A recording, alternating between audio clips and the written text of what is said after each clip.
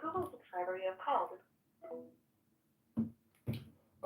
What Monica put in the chat? Shout out to the YouTubers. Bye bye. Good to have friends.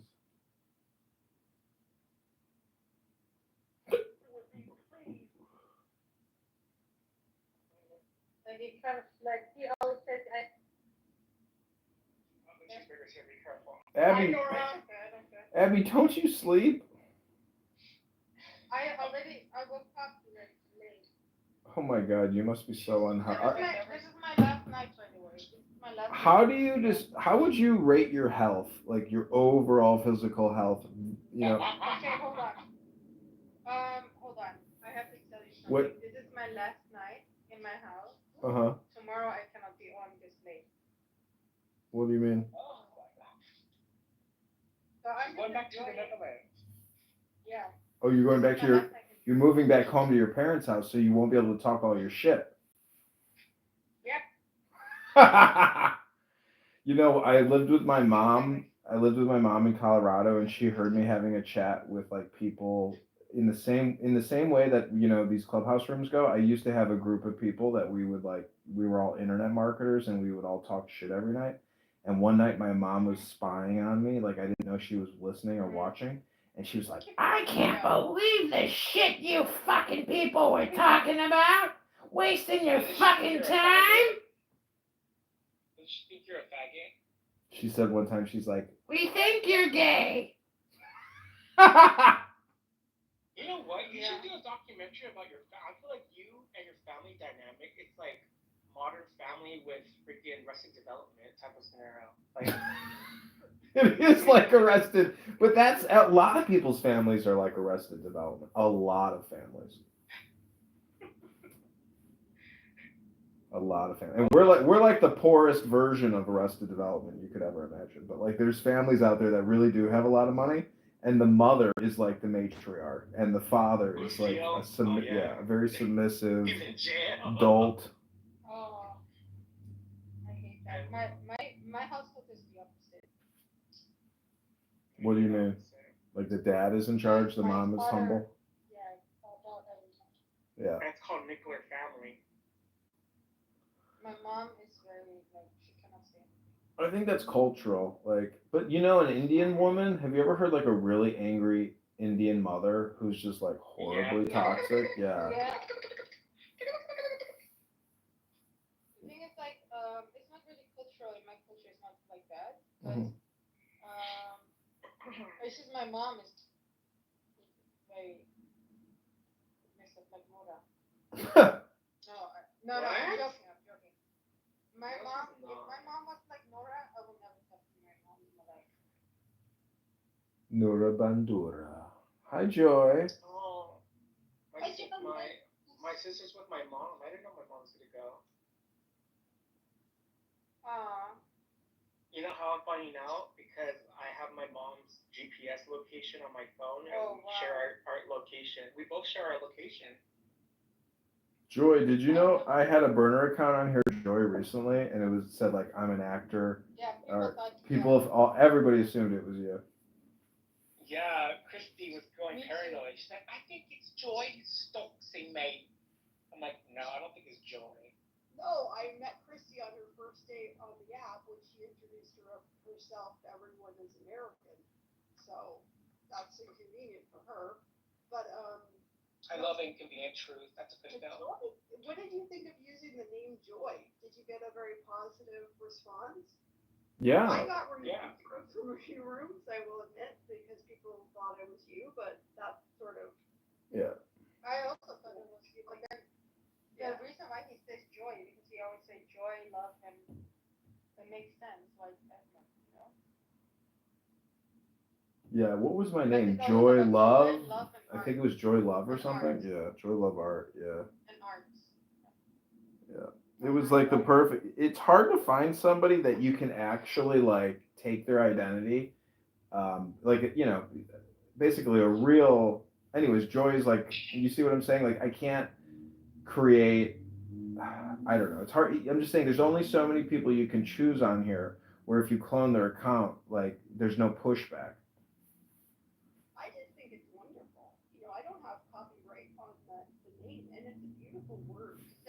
People thought I was stupid. I don't, it doesn't bother me at all. I think it's fun. Yeah, if somebody kicks joy, like that's the thing. If they kick the Quran, Sorry. Hi, everybody. hi India. Hi, Kapara. How's it going? Oh, it's India. Oh, it's India. I knew it. Hey, India. Hey, India. How are you, girl? Kapara is not gonna come in. How's it going? I'm doing good. I just got home from I'm in the car right now at Whole Foods, but we just left, me and my mom just left a holiday get together. Oh, what'd you get, girl? You got macaroni? We, our friend of ours did a whole big old potluck, so we had like pizza, we had lasagna, we had all kinds of stuff. They had skillet cheesy potatoes. They had a whole dessert, like array of all kinds of stuff. There was like, Girl, bring that up the whole Civic. and we got leftovers we brought home. I was like, oof. It's so hard to eat healthy. I don't know. Girl, get Ozempic. It's your New Year's resolution, girl. I don't do that because I lost my vision due to a brain tumor, and that medicine can stimulate the area where I had the brain surgery. So. Sorry to hear that. It's okay. What'd you say? Are you feeling much better? Oh yeah, that was when I was like 4 years old. I lost my vision at 4 due to a brain tumor. So I know, Edmund, you're dying to say something. I mean, I was gonna say, can you still achieve orgasm? No, she's with her mom. Stop. No, I'm in the car right now. Okay. Your mommy here being bad. I mean, I'm just saying Well, that. it Yeah. should be good because Sam is still watching, and he knows when he's been mad. So, are you aware of your pituitary gland right now? Oh yeah. It's so funny because you guys want to know what the worst test I hate being doing? I hate when people go, how many fingers am I holding up? I'm like, you know what? Next time they say that, I'm just going to say 100. 100. I love Just tell them 10. Just tell them 10, not 11. 10, not 9. You know, it's so crazy because when I was in school, I didn't start learning to read Braille till I was in 3rd grade. Because I'm originally from Michigan, and people in my school district, they were like, well, India has enough remaining vision. Braille's just too expensive, so we're just going to make her read large print with magnifiers because we just can't afford it. My mom threatened to take them to the court. Good job. And we got them to agree to pay to teach me Braille. So it's like, you know, it's so crazy when you say lawsuit, people change their tone. It's like, you know, why does it have to get that far? Can you just be decent? Yeah, can you just exactly tell me, girl? What'd you guys do for the holiday? Nothing, girl. Shit, I wish I was your potluck. At least I was more excited. We had potluck today, and then on Christmas Eve or Christmas Day, my friend came over to our house, and we had an Indian food party. My mom and I got food from a place here in San Diego called Taste of the Himalayas. Ooh, girl. And we had, girl. You tell me, girl. I had chicken tikka masala with rice. My mom did too. And then my friend had chickpea curry. And then we had naan bread and samosas and pakoras. So. You got tipsy too, girl? Oh yeah. I got a little flipped after. I was like, you know what? I need to lay down now. It is so hard to eat healthy because we're. Hop on in, honey. Let me drive you home. Hop on in, honey. There you go. Hi, who's talking? Is that Billy? Billy.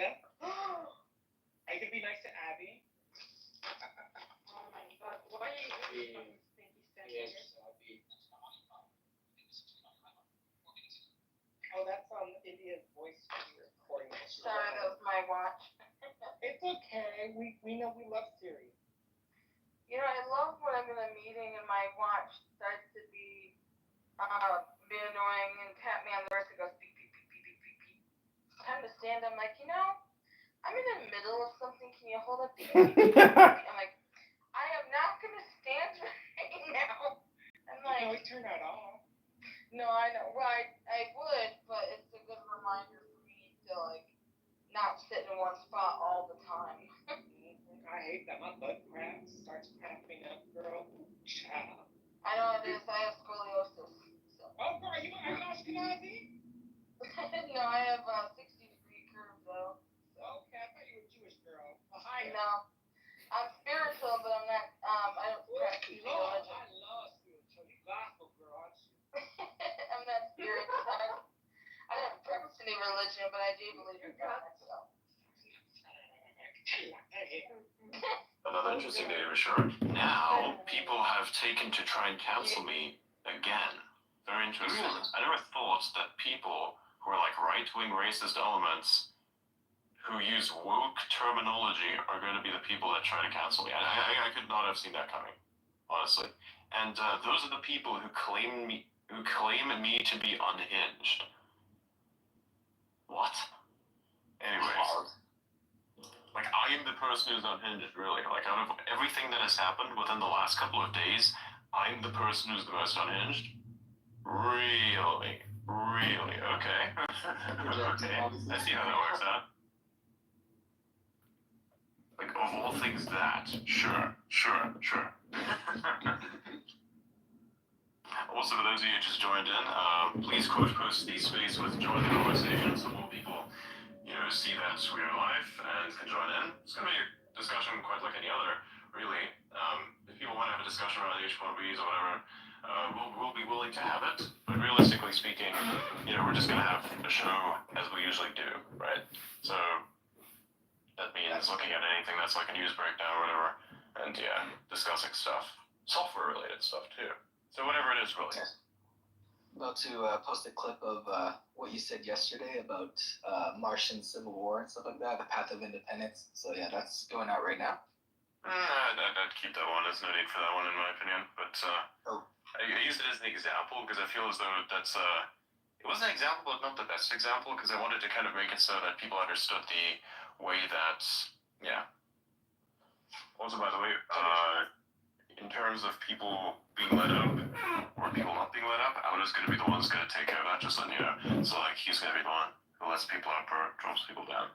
Because he recognizes people and sees people I can't see because, like, the account's just set up differently because of the way that Spaces works. So, there's that.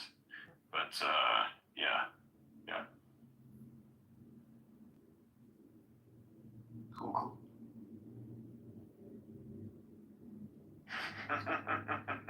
I'm in like a chat, and there's a guy who keeps oh, real? That's funny. There's a guy who has like a drone. It's the funniest shit.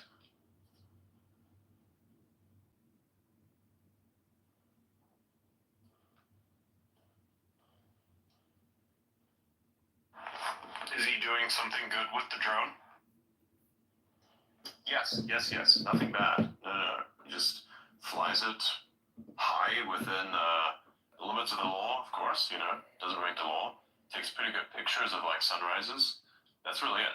It's an autistic dude. He's not going to do anything wrong. Oh no, that's not what I was trying to say. I was just trying to ask if it was interesting.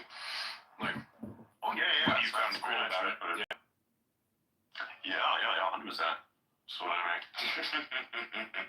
Just wanted to make sure. Yeah. So he says, I am an AI test. And then Jacob says he had existed before GPT-4. I've existed before AI itself became even a mainstream term. Like, I've been around for a very long time. And my fascination with AI is also very, very old. I've always thought about robots and how to automate certain systems. The ironic thing is, the only reason why I thought about this when I was like really, really young is because I was made to do homework that I thought was extremely boring.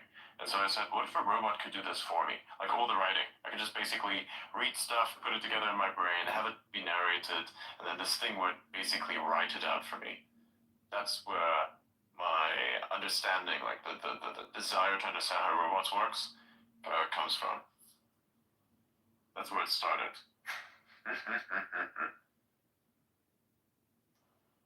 So that's pretty cool.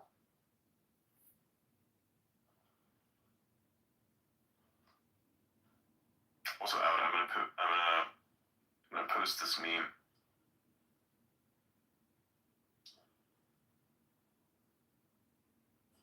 If I can find it. Hang on.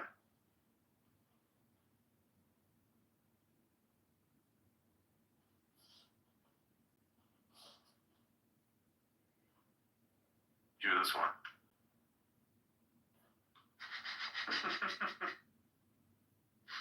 Look at that. Is that funny? I think that's really fucking funny.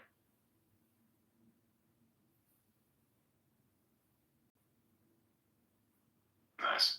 By the way, you can't speak at the moment, or? It's not showing up for me yet. It looks like he's not connected properly or something. I don't know. Oh, you can in like 5 minutes. You just told me you can do it in 5 minutes. Somebody asked me if we can play. One of my subs asked me if we can play Diablo together. I would, but I'm kind of just playing Path of Exile at the moment. Also, I'm kind of taking a little bit of a hiatus from video games for a little bit at the moment because there's so much stuff that's going on that I need to be really in the system to understand what's going on. Because otherwise, there is a lot of shit that can happen that I'm not aware of, and I have to really stay on top of things just like before and a little bit after the year ends. Because I did not think that towards the end of the year, things were going to get worse. You'd think, oh, we're going to have a bit of a wind down, everything's fine, everything's nice. No, it got so much. I would have never imagined half of any of this, not even a fraction of any of the stuff that's recently happened, was even possible. I've heard people who I thought were somewhat intelligent say the dumbest things ever. And then I've heard people who usually say the dumbest things ever, say the most intelligent things ever. I've seen people defend each other that otherwise are completely opposite from one another in ways that you can't even begin to imagine. And then people who are historically with each other go against each other. The entire time this is happening, I'm asking myself, what the fuck is going on? Because all because of one issue. Holy shit, man. This is like the primary thing. Just this one thing. Unbelievable. I would have never thought that would happen. Even with me and all the stuff that I've done, I did not think that this was going to happen, to be honest. I didn't think that this was going to blow that far out of proportion. The only reason why I got involved in any of this, because some people spread some nonsense, and I felt as though it was necessary to call it out. I was like, wait a minute. All of the stuff that I'm hearing in this space doesn't make any sense whatsoever. And then they mentioned my name, and I'm like, alright, fine. Okay, look, I'm going up. And I'll, like, interrogate these people, which is effectively what I did. And since this moment, everything has just gone the way of chaos. I have no idea what's going to happen in the next hour or the day after this. I have no idea. We've like reached the peak. It's crazy. What's happening? Absolutely fucking What's happening, crazy. Adrian? At the moment, everything's kind of nice, except for, of course, people saying that I was unhinged and therefore trying to cancel me, which is ironic. Oh, I'm being cancelled right now. Have you seen Candace Owens is like spreading all these fake screenshots, the ones I told you about last night? Like, oh my god. Wait, yeah, she's asking me for a tranny. Yeah, because I'm making like these AI pictures of her being Jewish, right? So, and it's really pissing her off, like every day I'm like, happy Hanukkah, and there's a picture of her as a Jew. And it's making her so mad, and so she's responded by like posting all these fake screenshots of me saying I like fucking children, or that like I'm a trans person. My God, it's like I could probably sue her for defamation. Like if we're being honest, if I was like actually bored or like angry, but it's like as it stands, it's just kind of amusing. It's like what the fuck. That is insane. That is actually insane. It is. Holy shit. It's fucking unhinged. Yeah, it's like, oh God forbid I make like a picture of her being Jewish. That's so offensive. So, I'm gonna call this guy a pedophile. Wow. Like, it's just, she has no credibility at all. Like, she's done. This is insane. Mind-boggling, dude. Yeah, holy crap. These people, like, you know, they really took their masks off, you know? All they have to say was, hey, maybe Indians should have the right to come and work in the United States like anybody else. And suddenly it's like, oh, you're a pedophile. Wow, like that is, you know, it's, holy shit. You know, just holy shit. Mask off moment. Yeah, yeah. It makes no sense. I don't understand it. I feel like people have planted their heels in the sand, right, with this issue. And it's like maybe at first, you know, they're opposed to mass immigration. That's fine. I think we all are, right? But then they dig their heels in and they're like, no, I gotta go harder, harder, harder, harder. And then suddenly it's like, oh, let's cancel Elon. Let's say that he's tied to George Soros and BlackRock and he's part of the WEF. I'm seeing that right now, by the way. They're posting all this weird stuff. And it's like, this is insane. It's just complete, you know, where are they getting it from? A lot of it is like connections, you know, like for instance, BlackRock invested some money in X, right? And they're an investment firm, of course. They saw the value in it, but somehow that means that he's controlled by George Soros. You know, So if I go to Ian's house on a random Thursday, Ian now controls my life, right? Yeah, basically, yeah, exactly. I love it. I'm coming over on Tuesday. See you there. Oh my fucking god. Also, you have to realize, again, not defending, because, you know, BlackRock was responsible for a lot of the DEI shit that's happening now. Yeah. But they are the world's largest asset manager, and if you want investment, and not to mention, a lot of that money that you're getting anywhere from BlackRock, it is technically people's money. Yep. You know, it's not just BlackRock sitting on this massive amount of money. It's fucking people's, you know, ETFs. It's people's retirement funds. Mm-hmm. Pensions. A lot of unions. Exactly. Yeah, like teachers unions and stuff, they invest in BlackRock. It's their money, so I don't see a problem with it personally. I don't like the DEI stuff, obviously. Yeah. Yeah. Ultimately, what ends up happening is that BlackRock, a lot of people don't really give a shit about like their like the politics of the businesses that they, you know, they just want to make money invested in, and they just want to make money. And then if you have money of like BlackRock, you can like you can actually dictate. You can say, I want like these policies. You can vote for certain policies, right? Yep. For that company, even if you have money. But most people don't do that. And when you don't do that, BlackRock themselves takes initiative, and they've used that to kind of push the fucking DEI bullshit. Correct.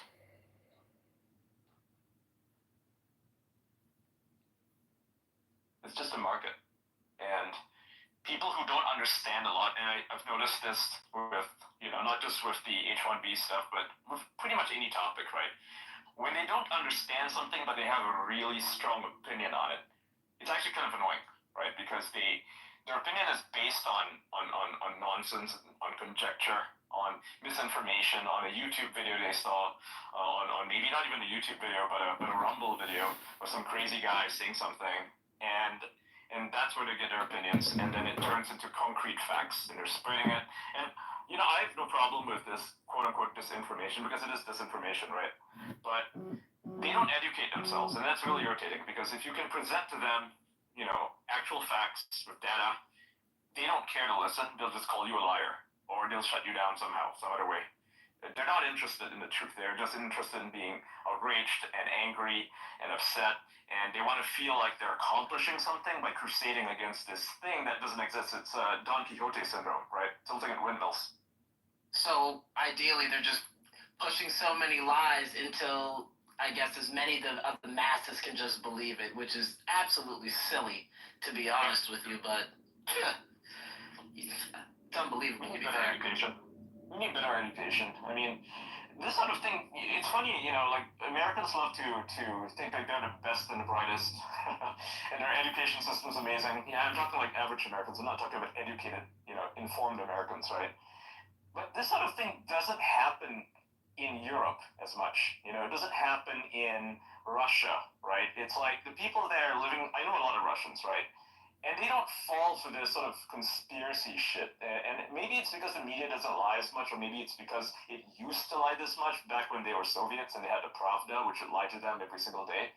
Now it's like hey, let's question what we think we know about the subject, let's look into it, and okay, here's what's actually happening, right? That is usually how they deal with information. Whereas with these Americans, they've been lied to by the mainstream media for years and years and years, and they still believe the mainstream media. You can see that these people attacking Elon, they will quote newspapers that are also attacking Elon, which, weeks ago, they were more than happy to call fake news. Don't trust the media. And yet now they trust the media because it's attacking Elon Musk. I mean, that seems very, very foolish to me, right? It's like suddenly you can trust the media, even though the media told you that Fauci was a good guy and that he didn't lie about, the origins of the virus. It doesn't add up. Like there's this weird disconnect in what they choose to believe or who they choose to believe, and it always just comes down to pre-existing bias. They want it confirmed, right? So if a person they don't like says something that they happen to agree with or it fits into the narrative that they've already built up in their heads, they just go along with it. And that becomes the gospel truth. And God forbid, if you disagree with them, then you're a bad guy. I'll be honest with you, Ian. I thought we were over this. I genuinely thought we were over this. They don't listen to Trump, like they're not, like a lot of them, like some people listen to Trump because maybe they're smart, but these people are not listening to Trump. They're still going after Elon Musk and they're doubling down on these attacks. It's not stopping. It's not stopping. I mean, what do you expect? Nick Fuentes literally told them to stay home and let Kamala win.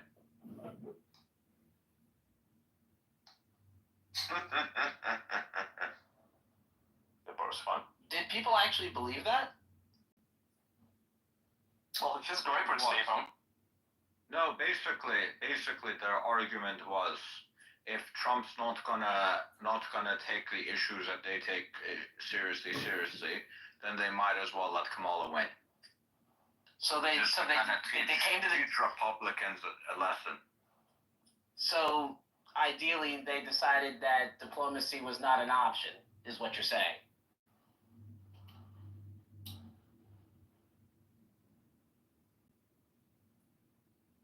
I mean, they're going to stay home anyway. Most of them are just incels. They overestimate their influence, right? I mean, they may be big online, and it's actually, they're not even that big online. It's more like they're really loud online and they're organized, which puts them in an advantage above everybody else, right? If you ever sit in on these Groyper spaces, they talk as if they own X.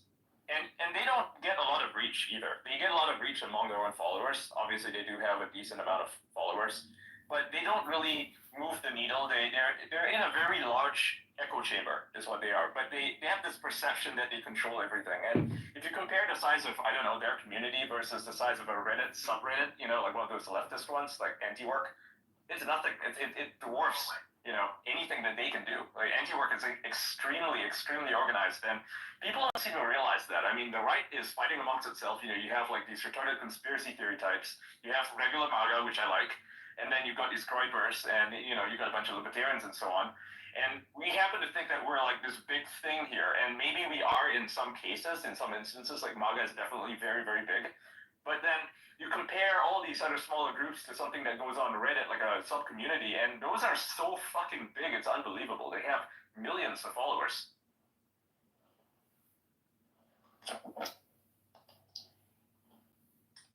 My messages are funny. So funny, wait, what? So, Ian, not legal advice, but you might actually want to consult with an attorney about those Candace Owens posts. I don't think they're quite passable in terms of liability. Mm-hmm. I don't think she joins the space. I tagged her in it. If you want to come speak and come and defend yourself, by all means. This is going to be really spicy, but I think we can handle it. Yeah. She's very loud. That I've seen. Well, loud. You can turn it down. Daily Wire in general has like a massive issue though. Really? In what way?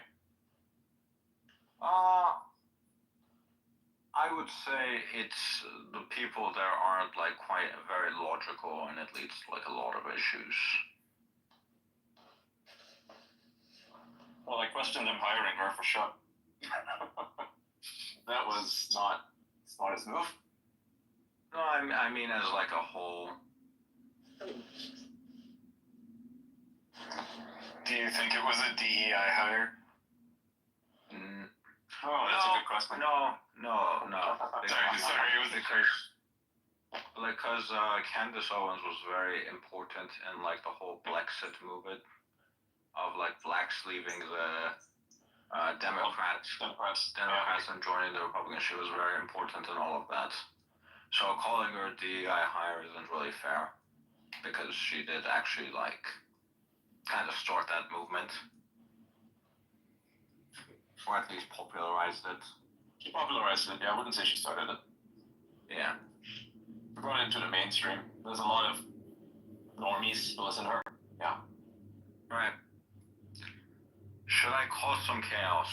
Yes or no? I know what you're thinking, but I'm not sure. It depends on who it is. We'll have to like look through their posts. If it's some extremely like, let's have a standard for this. If it's stuff that's absolutely just not excusable, then we can't do it.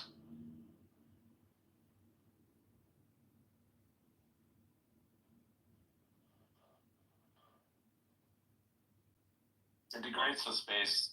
Like when you have that one guy who was ranting about Indians. Yeah, you probably don't want that. Yeah, exactly. It was bad. The one of the things that I regret about being there is because whenever people will see this image, it's like my account is there. I was there when that happened. It's just kind of shitty. You know, I did not think that guy was going to come up there and start doing that. I was like, what? That was insane. And they tried every angle to defend that. They said, oh wow, this guy's a veteran. No, that is not a veteran. I actually know someone. Not sure if he is still around. We could probably get him on. He'd be a very interesting person to talk to. William, he's an 80-something-year-old individual who somehow is like on X, was able to get to X to work, and very interesting person. Someone knows how Linux works as well. Like, very interesting individual. That's a fucking veteran right there. This guy's been in multiple wars and tells us very interesting stories about the past that I think are invaluable. That's a veteran. Whatever that fucking pathetic display was the other day from that person, I don't know what that is, but just because you fought in a war doesn't excuse you to like just unbridled racism like that. That's insane. You don't have to fight in a war to be a veteran. That is also true. Just very water. We just need to be a part of the military in any way. Right, of course. There's nothing wrong with that. You know, I respect people who surf. I respect anyone who surfs, but using that as a shield to mask your bullshit, your stupid opinions is pathetic. To me, that's insecurity. That is cowardice, right? If you want to say something, say it with your chest and say it as yourself. Don't say I'm a veteran. I can say what I want. It's like, that's ridiculous. You know, Adrian, I know what you said about how it looks, but I'm glad that you went in there. Somebody needed to talk to them directly. They would have just kept echoing their bullshit if you hadn't gone in there, and you have clearly enough credibility with them that they were willing to bring you on stage and let you talk some, although they were dicks to you. So I just think it was good that you went in there and told them that they're racist to their faces.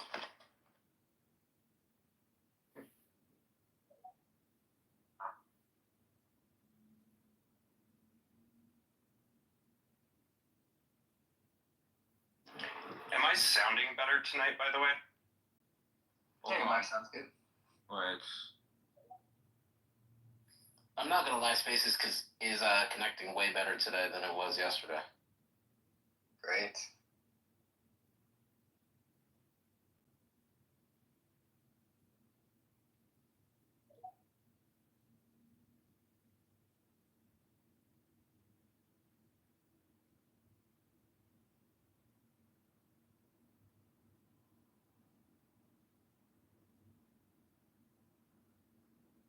We still deciding how chaotic it's gonna get.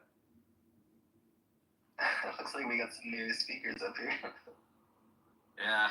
Not Jerome Powell was at some point one of the funniest accounts on the website. Was? Sorry. Was? I'm look, man. I'm not gonna insult you, but you've kind of lost your edge a bit. Why? What is that? save the king. I don't know. It's just you used to be like it used to be hilarious. Like I would like look at all of your posts. Oh yeah, okay. Well, I just joined now. I don't know like what you spoke before, but I'm gonna say that Adrian is not Elon. Is this space about this or no? No, this space is business conversation. It's like we have this every day. Yeah. That's what this is. This is our show. So yeah, because like I'm gonna say that we had a space and we had both of them and they were like talking to each other over each other. So there is no way that Adrian is Elon. So Exactly. yeah, a lot happening on Extra the past 2 days. Just wanna make that clarification. And not only that, I mean, you can see when Elon is out somewhere, like, he's at an event or something, and this space is still going on. And with Adrian here, how does that, how does that make sense? If Elon's out there, he's not participating in a space while he's outside. That's ridiculous. Exactly. We watched the whole SpaceX launch, and we watched as Elon and Trump showed up and got out of the car together. So probably not. He's got like an AI clone on Neuralink. He's duplicated his sentience. Yeah, that's one of Reddit's theories, actually. Reddit believes this. Really? It's optimistic. Yeah, I believe that. It's crazy. Yeah, the people that legitimately think, think that. yeah. They also think he's like a bunch of other people, right? They think he's Mary Smiles. They think he's her. They think he's female now. Yeah. Wow. What the fuck? Did not know that. I did not know that I was somehow a Texan female that lays tiles. I did not know that about myself. That's what you are now. Yeah. Right. Thanks, Reddit. Is laying tile a euphemism? No, but I realized that that's exactly how I came across. She actually she lays tiles. Yeah. I realized that right after I said it. So What the hell's going on Reddit? Like, that makes no sense. I don't know, man, but maybe they should be laying some tile themselves. Adrian likes them flat and just as wide as they are tall. Jesus. What? Wait, the fucking what? Tiles, Oh they're my flat God. squares. Wow. We should talk about Roman tiles and how cool they are. Have you ever been to Rome? Yeah. Yeah. Oh, dude, like the whole place is tiled up, like facades everywhere, right? And if you can walk to the like the monasteries, where Saint John was buried, or Saint Paul, sorry, and yeah, I don't know where Saint John is buried, but you can go to Saint Paul's place, and they have the Appian Way there, like it's literally thousands of years old, right? And they preserve it. It's like you can't walk on it in that certain part because the other part's are newer, so you can walk on that, but. Man, like, even back then, right, especially back then, the tile work was just immaculate. It's fucking amazing. 2,000 years old, and it's, to think that, when I was walking there, I've been there a few times, walking there, you think, wow, they marched thousands of people down these steps for execution. That's crazy. That's just crazy to think about. Yeah. Hey, did you know about this? There's like this place there. I'm not sure if it's like in Athens. I think it's in Athens. There's this place where there was a arch made out of marble above like a small Roman bath that was entirely balls, like people's balls. I did not know that. That's It was like a chiseled out arch of nuts, literally. That's amazing. They smashed it for I don't know why, what reason, but. Yes, there was an arch of balls over a small Roman bath. That is amazing. True. That it is. Yes, it is. Basically, yes, those are you could say you don't normally have the balls of steel thing happening. Well, those are definitely somebody definitely found all their marbles there. That's for sure. And sitting under that gives you the feeling of imminent teabagging, unlike anything else we'll ever be able to provide for you. Maybe that was the purpose. Oh, by the way, check your DM. I sent you something. Cool. You said they were at a bath? Yes. I love a good clean balls joke. Who is she? It took me a second. Nice. Nice. Let me take a look who that is. She's requesting. I work with her on my podcast, so yeah. Okay. Alright, sure. Awesome. Can you bring up She's an Adele IRL friend. Lazarian? She's an IRL friend of mine, so sure. Yeah, later in. Yeah. Okay. No self-promotion or anything, right? No. Good. No. Nothing like that.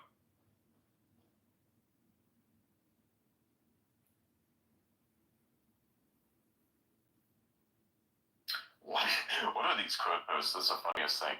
Can somebody explain to me what this means? So on my post where I said, once the strangeness of your life reaches escape velocity, everything you say will sound made up, even though it's true. And somebody said, Giga full posters explaining how they are going to continue outperforming everyone else. What? I don't get that. Wow. Oh God. I feel like a lot of people when they see posts that you make, or really anybody in the tech, right? We're kind of getting harassed right now by really kind of insecure, dumb people, and they think that if we post about AI or anything like that, it must be because we're showing off. We're trying to show the world how smart we are. It's like, no, it's kind of like posting about things that we like, you know? Like, it's called having a hobby. Try it sometime. Hi everyone. I just want to say thank you so much, Ian. Thank you so much, Adrian. Great to be on with you and everyone here. I missed the part where Ian said that we host a podcast together, and then after that I kind of cut off. The connection was reconnecting, so sorry if I missed anything, but I'm looking forward to contributing to the conversation. All right. Pretty cool. So largely how we run this is we talk about things that are happening at the moment. We try to keep the controversies to a limit. We like to focus more on stuff that's hardware, software based. Sometimes things that have to do with logistics. Even when it comes to geopolitics, we look at things just a little bit differently. Some people, they don't understand how geopolitics quite works, and they make up some stuff around it. And we sometimes even have people that come on that are somewhat even that actually are experts in various regions when it comes to geopolitics. It's very interesting. Like, say, for instance, we often bring up Richard Spencer, and that individual is very interesting. He brings up very good points that I think are, invaluable, I think. So we bring people like that up. So I actually need to text him. Yeah. Yeah, he's pretty cool. Love it. Yeah, and Ian and I, by the way, just to add, we have a friend, Jordan just mentioned that. Ian mentioned we're in real life friends. Ian and I have known each other for over a decade, and we finally met for the first time a few months ago in Dubai. So, yeah. Adele, I have a question for you. Am I a trans woman? Adele? No, you're not. You are not. And my inbox gets flooded with all these attacks on you. It's just hilarious. Really? That's insane. Yeah. Oh yeah. Wow. Adele, I have a question as well. Am I in fact black, or am I a different color? You're black. Okay, I'm just double checking and making sure. I just had to make sure, Ian's not a trans woman, I'm not black. Jordan's also an in real life friend. Yeah, I get sent these posts about you being a trans woman too. We should be like a clique, because they have conspiracies about us, about how we're all like, Elon Musk, essentially. That's actually a great beat. We are all Elon. Yeah, we're all Elon. It all leads back to it.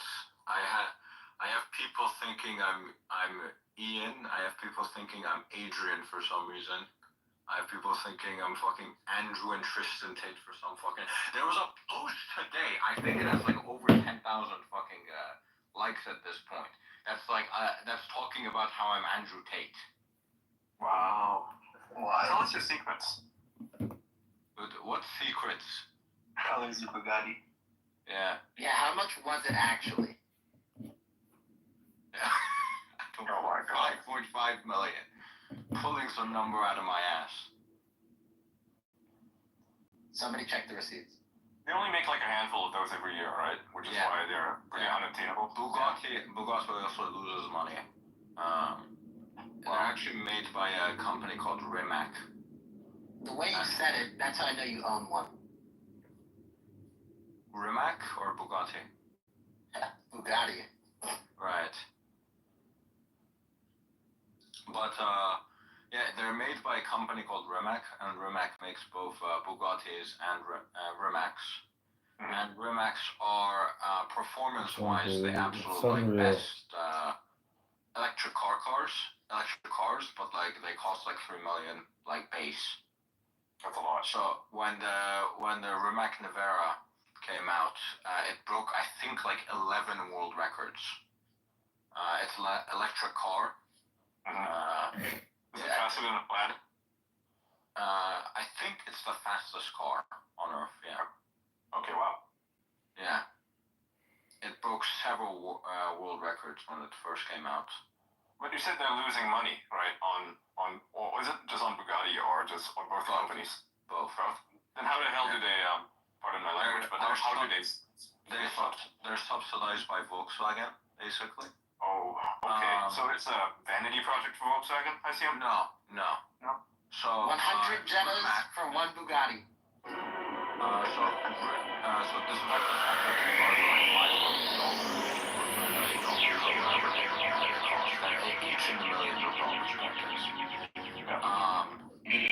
What happens is that Volkswagen basically subsidizes them because they have like exceptional engineering and exceptional life. So it's like part, I guess, Volkswagen sees it as part of their R&D spend. Okay, so it's an investment in technology. So everything that Bugatti and Rimac Nevera create, all the technologies they create like the absolute best bleeding edge. They put money into creating those. And then Volkswagen takes those and figures out how to like make them cheaper or how they can add them to their cars or whatever. I see. I mean, it's like a lot of companies that participate in Formula One, right? They're not making money on Formula One. It's just a complete expenditure. Yeah. But the science systems of it, the engineering, the technology, makes sense. Exactly. I don't think Exactly. Adrian That's Dittman cool. is Elon. So in a way, Bugatti sales are like subsidizing an Volkswagen incredibly, R&D. almost stalkerish fan who has like basically But it's very crazy that despite the number of despite the cost of these Bugattis and Rimacs, I've listened to a lot of his like debates. I've listened to a lot of stuff that he's talked about that he's like each done, car including the costs last like space that went viral. multiple He does talk millions about of Elon dollars, as a and third that's like the person and then base. That's like switches into the assuming you first don't person. upgrade it, right? Yeah. You don't add anything. I think the base for the Rimac Nevera is like $3 million something. And yeah, despite that cost, they're still managing to lose money.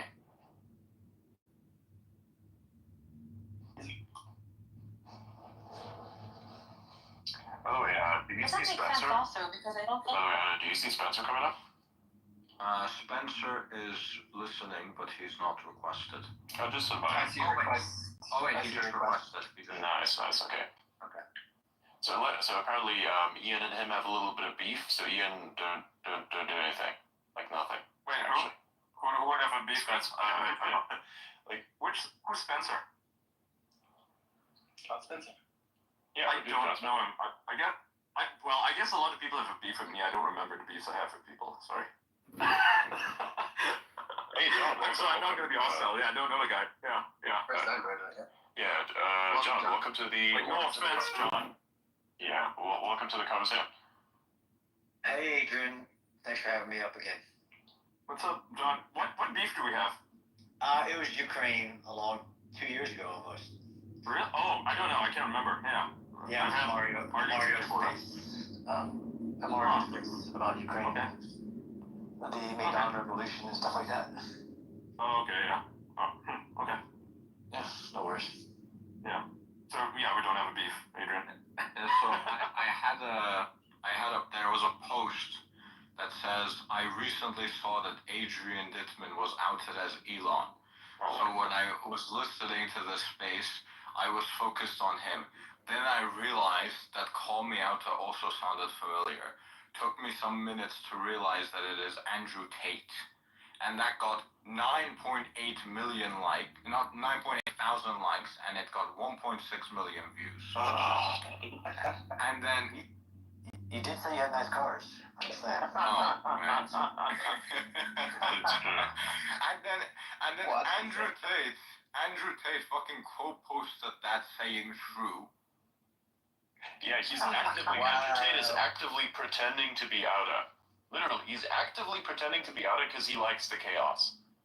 Yeah, he said he likes Chaos is a ladder. Really, like, the chaos is he's really coming out on top of this right now. It's so good. Yeah, the chaos is fun. That's what That's a way to treat drama, by the way. You know, when you have a controversy of any sort that you can capitalize on, just jump on it. You know, fuck it. Just fuck it. Don't panic. Don't have anxiety. Don't be like, oh my god, people are calling me names. Don't do that. Yeah, I mean, it depends on the context. It depends on the context, of course, because sometimes you need to shut the drama down a little bit. But yeah, actually, on something I think was very interesting, John, you sent me a lot of interesting DMs about various things that are happening in the world. Which one of these you'd like to discuss first? Because I've seen the. You want to talk about the book, or you want to talk about the story that was underplayed by the media? Yeah, I think the story that was underplayed by the media, especially dealing with the hostages and what can't be denied, which is the Trump effect. And this is what when I talk strategy or when I talk about war, the psychological element that is not numbers. When Trump said if the hostages aren't home by January 20th, it unstuck, which most people agree. I think I would say differently more than that. But I think the story that was missed outside of one article I could find is that Israel's prime minister offered $5 million to anyone in Gaza that would provide information on the hostage, and not one person took them up on that. I think that's kind of a missed story there. Like, how can that be? I mean, I know how it can be, but the fact that that's not a big... If you're not providing that person and their family safety, the $5 million isn't really worth much. It includes safe passage out of Gaza and resettlement. Okay, I see. So why do you think it might not be? Fear and radicalization.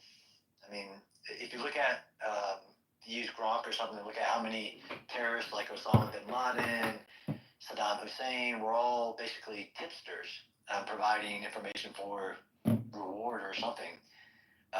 The fact that there's not been any in Gaza is an indication of the radicalization, but also fear of the population. I think you're right. I think it's more that they're so brainwashed. Yeah, and this is where and you don't want to be harsh, because a lot of people have died in Gaza that Hamas want to die. But even during the summers, Hamas would run summer camps, which I have young children and send my kids to summer camp, but over 100,000 kids ranging from 5 to 15 in a deliberate program every summer. This is beyond the books of the school and everything, but the summer camps were strictly military training on how to kill Israelis.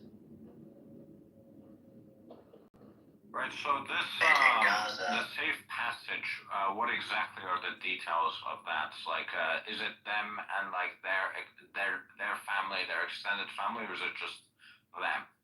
I only saw, so he gave a speech. So, I don't do classified research. I don't know the inner details of it, but he went into Gaza to give the speech, actually into the corridor and gave the speech.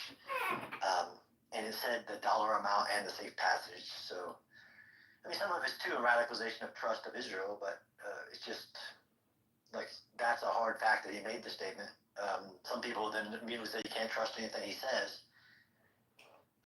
So I factored that in but also the. Yeah, but $5 million is for Gaza, it's a very high amount.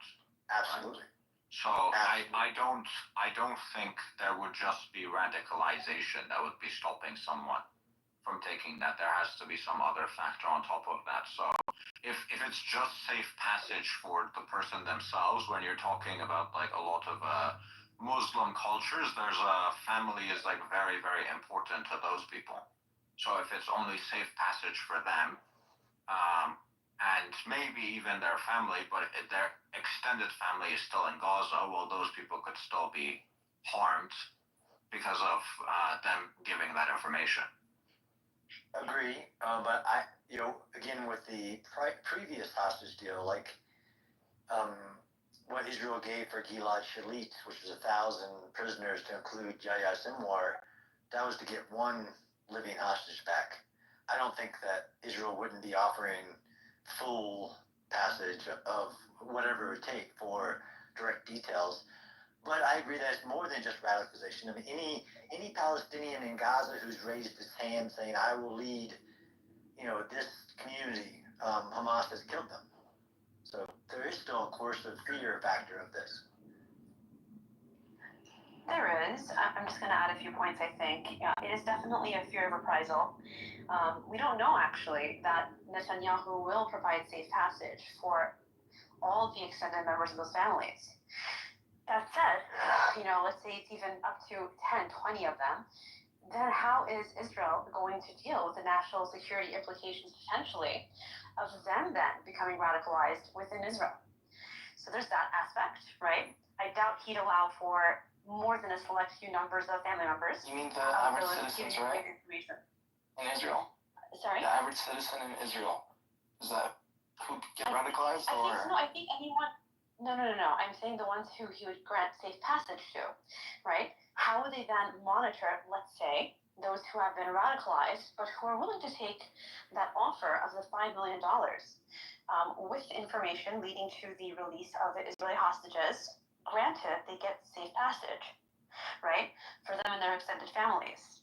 Let's say he does, accept that offer, one of the, let's say, Gazans, and the question then becomes, how many members of the family would Netanyahu extend this safe passage offer to? Because when you think about it, what happens if there's 10 members, 20 members? How then does the fear of the Israeli government, for example, thinking, well, how can we guarantee that once those individuals are within Israeli territory, they won't then become radicalized and do something on their soil? So I don't think that Bibi would grant safe passage to too many members of an extended families of Gazans without vetting them thoroughly. And also, there's a limit, I'm sure. That's one. I think that there's definitely fear of reprisal that if they do actually accept the offer, that you're right. Extended family members also would get, punished by Hamas. There's honestly also the solidarity with the hostage takers. Some Palestinians do actually view the hostages as leverage in negotiations for Palestinian prisoners, right, held by Israel. And they think that the release of them, without reciprocal concessions, for example, might be seen as undermining their cause, right? Then you have a perceived insincerity, right, of the offer. Maybe they're thinking that it's a scam, or it's a way to manipulate them into giving information up, and not necessarily, seeing the funds. There's a whole different host of things, and also maybe most importantly is the lack of maybe communication channels, right? In conflict zones, of course, reliable communication is often, disrupted. It's sometimes difficult to make, offers like that reach the intended audience effectively.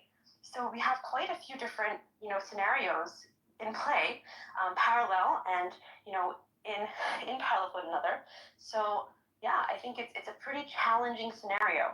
I don't know what your thoughts are on that. I agree. All those are possibilities.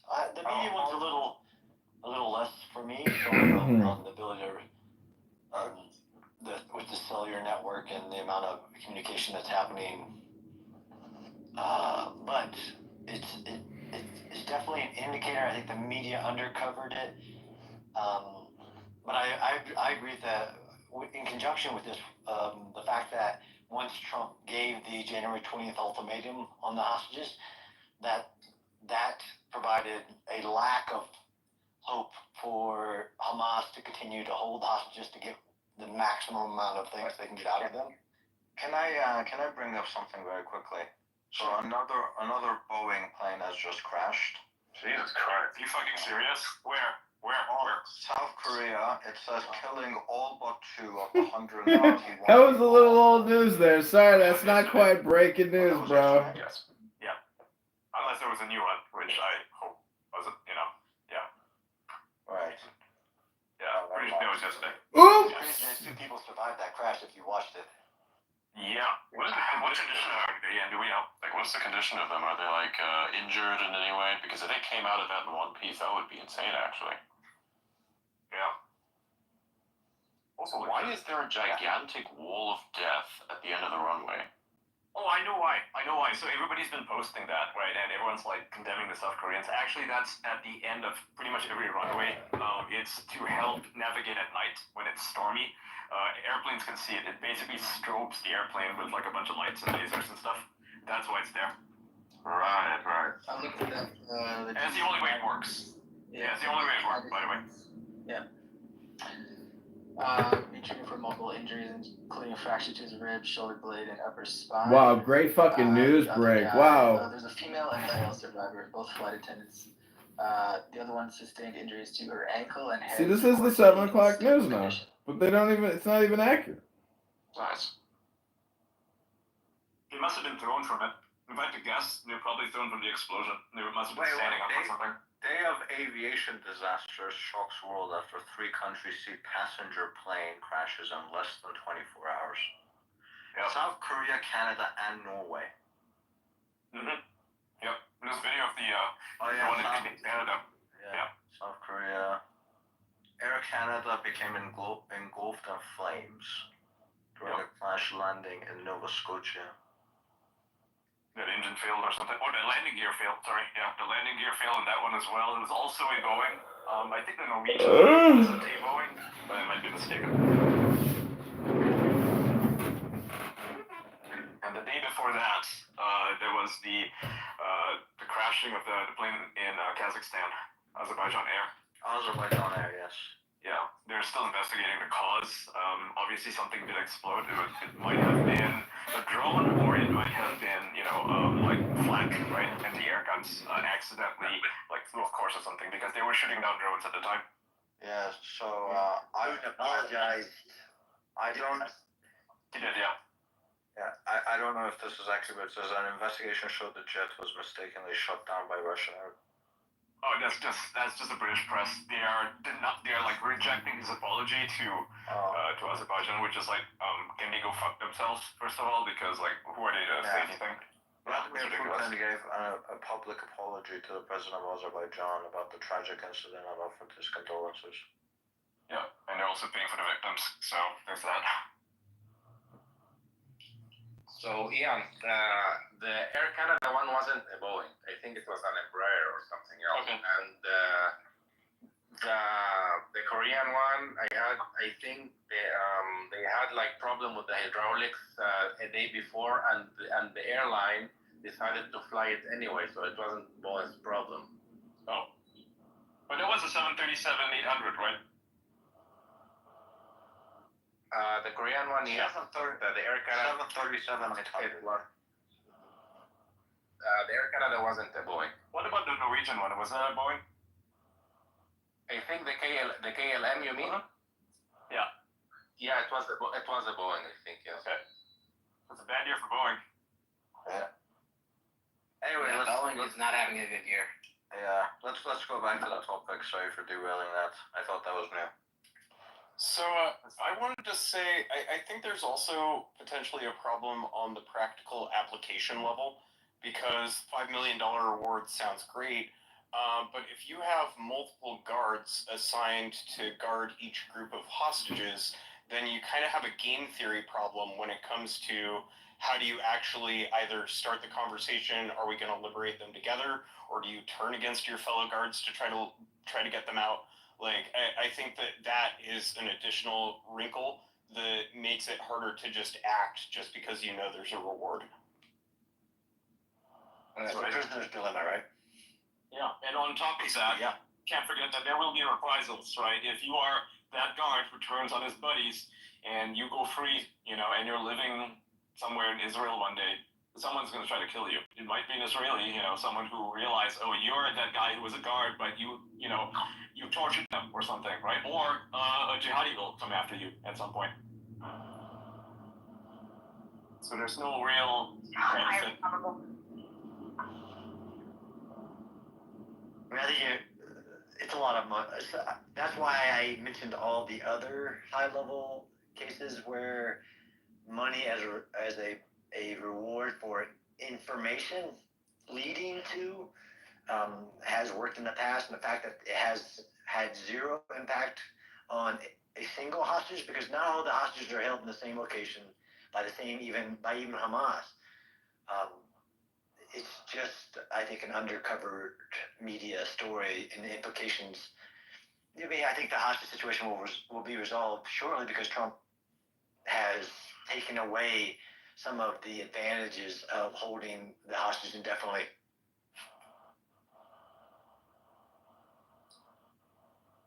It's maybe used as leverage against Hamas for them to actually come to the table. So nobody gets a reward when they turn into hostages.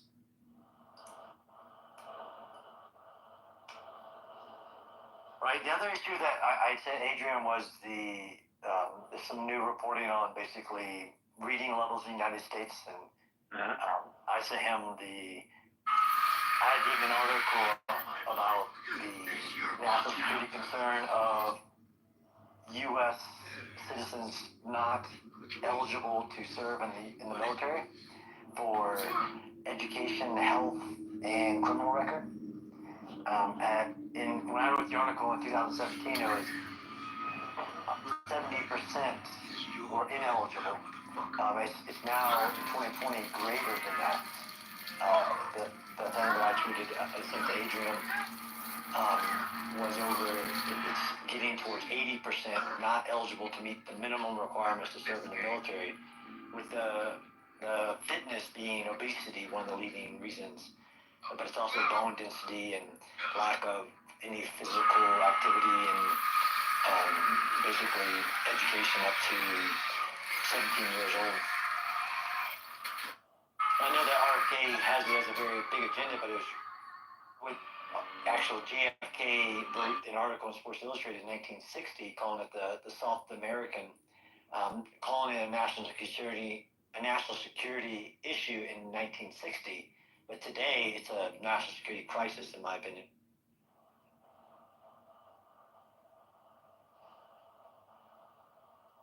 Now, on the other hand, 40%, I think, 40% of Gen Z is subscribing to Ozempic, Mounjaro, and a handful of other weight loss drugs. So maybe it won't be that much of an issue in the long run. But in the meantime, though, it's pretty bad. But the fact that they even have to subscribe to it shows that there is a crisis. I mean, we know for a fact that 70% of Americans across generations, and it's actually worse the younger you get, are overweight, and 40% of them are considered obese, right? And even a smaller percentage is morbidly obese. So that's 70% of all Americans are fat. That's pretty bad. Yeah, and that's a 24 age group, which is the idea of first service, military service, represent 90% of applicants. There's a crisis when you literally don't have anyone qualified. So then they start to, as a career Army person, they start to reduce the qualifications. This is what we saw during the surge in Iraq and Afghanistan. A lot of you didn't like the reasons, but it was just actually a test of the all-volunteer force. They couldn't get people for a variety of reasons. One of them being qualifications, so they started to lower the qualifications to include allowing people to serve if they had already had a felony, which is usually a kind of no-go. But also physical requirements and mental requirements that led to a bunch of issues. Yeah, psychiatric issues. A lot of them they suffer from depression, anxiety. I think most of Gen Z suffers from some form of anxiety. There was another study done recently showing that 98% of Gen Zers experience what they call burnout. And a smaller percentage actually suffers from anxiety and is on medication for it, which is insane. That is insane. like burnout, 98% working what, 25 to 40-hour weeks. That is just mind-boggling. I can't wrap my head around it. It's because of the upbringing. Like, if you were like a valedictorian in high school, and then you get to college, and then it's just the same thing. And then it doesn't matter when you're working, and then your work has no meaning. The economy's about to get entirely automated. It's like, yeah. And most people are also on drugs, so. And the legalization of marijuana doesn't help. Yeah, and it's also we have like heart disease and half of them COVID vaccine. I think the legalization of marijuana, even though, it is arguably, I don't agree with this, but it's arguably a move for freedom, has actually impacted mental health severely because now it's been a disaster. The psychological addiction that comes with marijuana is that you depend on it just to deal with anxiety because that's what you're taking it for. Yeah. It causes this. All of these things where people are like, no, it's not this, it's not. I have never ever met a single person that smokes weed that's not an addict. They cannot put that shit. They cannot put that shit down at all. Mm-hmm. Yeah, every night they have a party at work, they smoke. Exactly. Party at work, they smoke, and that's every day. That's literally every day. Exactly. Alex Berenson's right about this. He wrote a bunch of articles about this, and you can read them if you want. I don't agree with him on everything, but he's completely right about this topic, and I wish people would read them. It has medical uses, which I think it should be legalized for. Like, there was like a case where I think someone was having seizures, like several hundred times a day. And when he started doing marijuana, it took it down to like once or twice a day, and that is a dramatic improvement. So for those cases, it could be helpful, but I don't think the general person should be smoking this shit. No, should be off limits. Yeah.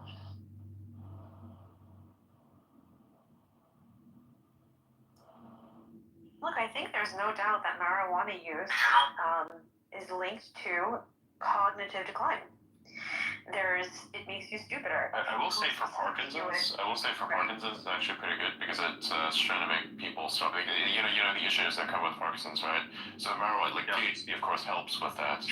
Right. So for medication, for like medicinal purposes, it's of course something that shouldn't be removed at all. But I think if consumed in these massive volumes as is accepted to be normal, which it shouldn't, that is a massive problem. I think it even oxidizes parts of like I think it oxidizes neurotransmitters, if I read that correctly.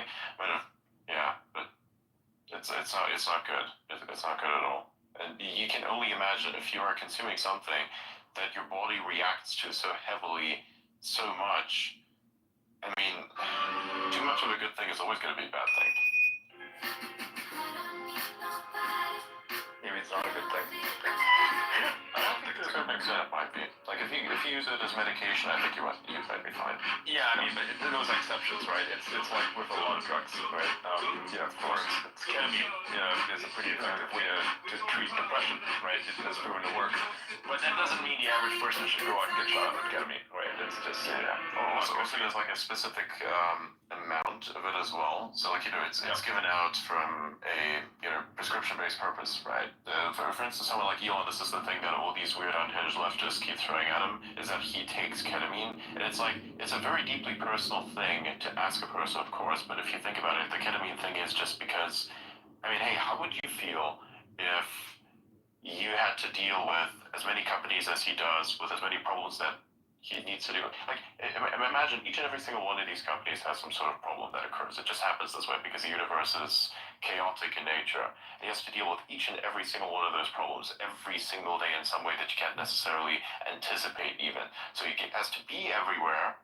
On top of that, he gets attacked from everywhere. You can't imagine the amount of battles that he's fighting all at the same time. Like all these grifters, they keep putting out this line where it says, oh, he's getting sued for this and getting sued for that. Yeah, people are always going to get sued for something. Doesn't mean that it's correct. It's innocent until proven guilty, and thus far there's no guilt. So like, what's going on there? Right, so imagine if you're such a person like this, and you have become as big as you have and then get attacked from all these places simultaneously, it's honestly a miracle that you'd still keep going. And yes, and to his credit, I mean, look, he's working more than most people should, or even anyone should, really. You know, he is really going to work himself to death. It's 6 hours a day is how much he gets with sleep, right? 6 hours a day. Yeah. He never stops working, like, ever. Maybe he has a little bit of fun here and there because, you know, of course you should, but not that much, not to the extent most people actually, you know, have themselves, like an entire day off or something like that. It doesn't, and so that just keeps going. And then to have, you know, a prescription, so like ketamine prescription, it's just a normal thing at that point. You know, it's not something that you're going to abuse. You know, if you abuse ketamine, okay, cool, that is understandable, but that's not what this is. That's not what a prescription is for. It's not what any of that's for. So, you know, those talking points are dog shit. They are. People don't seem to understand the amount of stress that he's under would kill anybody else. Almost anybody else. You know, I'm sure there are a handful of people who can do what he does, but most people, 99.99999% of the human race, could not deal with what he's dealing with. I get a small taste of it, you know, for the misidentification. You see, how many people have you seen get off of social media permanently? Because yeah, exactly. I can't handle the hate anymore. Well, that's just it. I think that this is a severe issue in society where people have actually become so emotionally driven that their logical side has essentially been paralyzed in its strategic. People are mean to me online. They're saying mean things about me. They call me a trans woman. Like, the mean things online part isn't even the thing that really is the worst contributor here. It is, you know, people going after you directly, like for you yourself, right? Yeah. Your infrastructure, your money, your assets, everything. Your physical existence is threatened by people trying to do things to you. Exactly. They want to kill him, like, this is something that people don't understand. Like, how do you live with that? That's the thing that people like that should ask themselves. Anyone who like says, oh wow, this guy's doing this guy's doing that, before you like judge this guy, imagine yourself in this position. Of course they can't, because they think he's like a fake or something, which makes absolutely no sense whatsoever. These people should actually educate themselves and really think about what it is that they're saying and what they're accusing this guy of, and then probably get back to me with that, or get back to whatever source of information that you have that you got this nonsense from. Say, for instance, you know, you should probably read his autobiography that tells you everything that you need to know. Right? Why not? You know, that educate yourself a little bit on that individual. They think he's faking his video game cred, right? They said that there's no way he played Elden Ring. He got one of the boss's names wrong. That was their evidence, literally, right? You had publications writing this, and now they're saying he's faking the whole Diablo thing, that he's probably got some Korean playing it for him. That is and it's like, I watched the guy play. Yes. You can watch him play. The guy. There's no fucking way that that's fake. Yeah, you play with him, right? There's no way. He actually plays the game, and he plays it quite a lot. And then people point out, okay, what about his gear? His gear is insane. You can't find that. Yes, that is 100% correct. You don't find that. You get it traded to you. And he's a very nice guy to many people. And so I can imagine that he was like, hey, man, here's some gear. I'd imagine that that's probably like where that gear comes from, because he'd have to trade it. You can trade it. A lot of us do this as well. Like me and Blythe, we have like this entire thing that we set up for Path of Exile. We love the trading system in there to the point where we can just like trade back and forth, all kinds of weird stuff. We like buy items sometimes, hold them down, and then like sell them at a higher price when it actually does go up in value.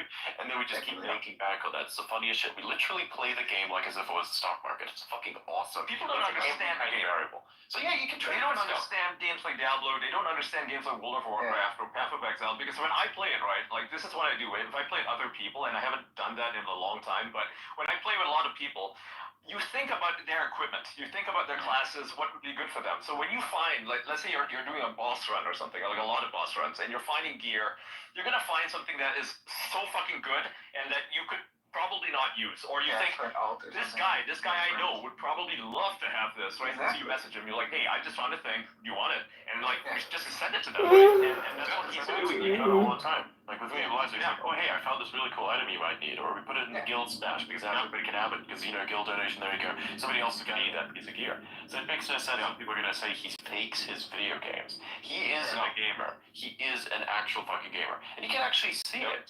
You know, there's no way you can actually get that far. It doesn't make any sense. And why would you do, like, of all things, why would you fake that? You can fake anything. Why would you fake that? That makes no sense. Yeah, faking Makes Diablo absolutely no clips sense. is definitely a new low. Yeah. And you can trade for all those games, so it's easy to get that. Didn't he trade you like a pair of pants or something one time, Adrian? Yeah, I think he did. Even an amulet as well. He's like, here. Yeah. Yeah. That was Diablo, Yeah, that's kind Pretty of good. Is it, hey, you want some gear? to join your guild. Give me this thing. I'm like, oh, thank you. That's great. Do you guys have a guild in Path of Exile? Because like Yes, we do. Can I join it? I'm just asking you right now. Awesome. Me if you want, and I'll send Okay. you that. Yeah, sure. Cool. Which server are you playing on? It's just doesn't really matter what server. Yeah, because they all. Doesn't matter? Okay. Yeah, they all connect. Oh, okay, thank God, because like, the biggest problem with because I move around a lot, right? I don't just live in one place. Right. Playing Diablo was like, I have to be on this server, European server, and then I'm Southeast Asian server, and then I'm on a Japanese server, and it's like, oh fuck, I'm not gonna lie, I did come home and play it on the 4090 Ti. Ooh, beautiful. Beautiful. That's Beautiful. I'm probably gonna go get another one just to see if you can SLI it, just because Linus said No, you can't. No, do not. Do not do that.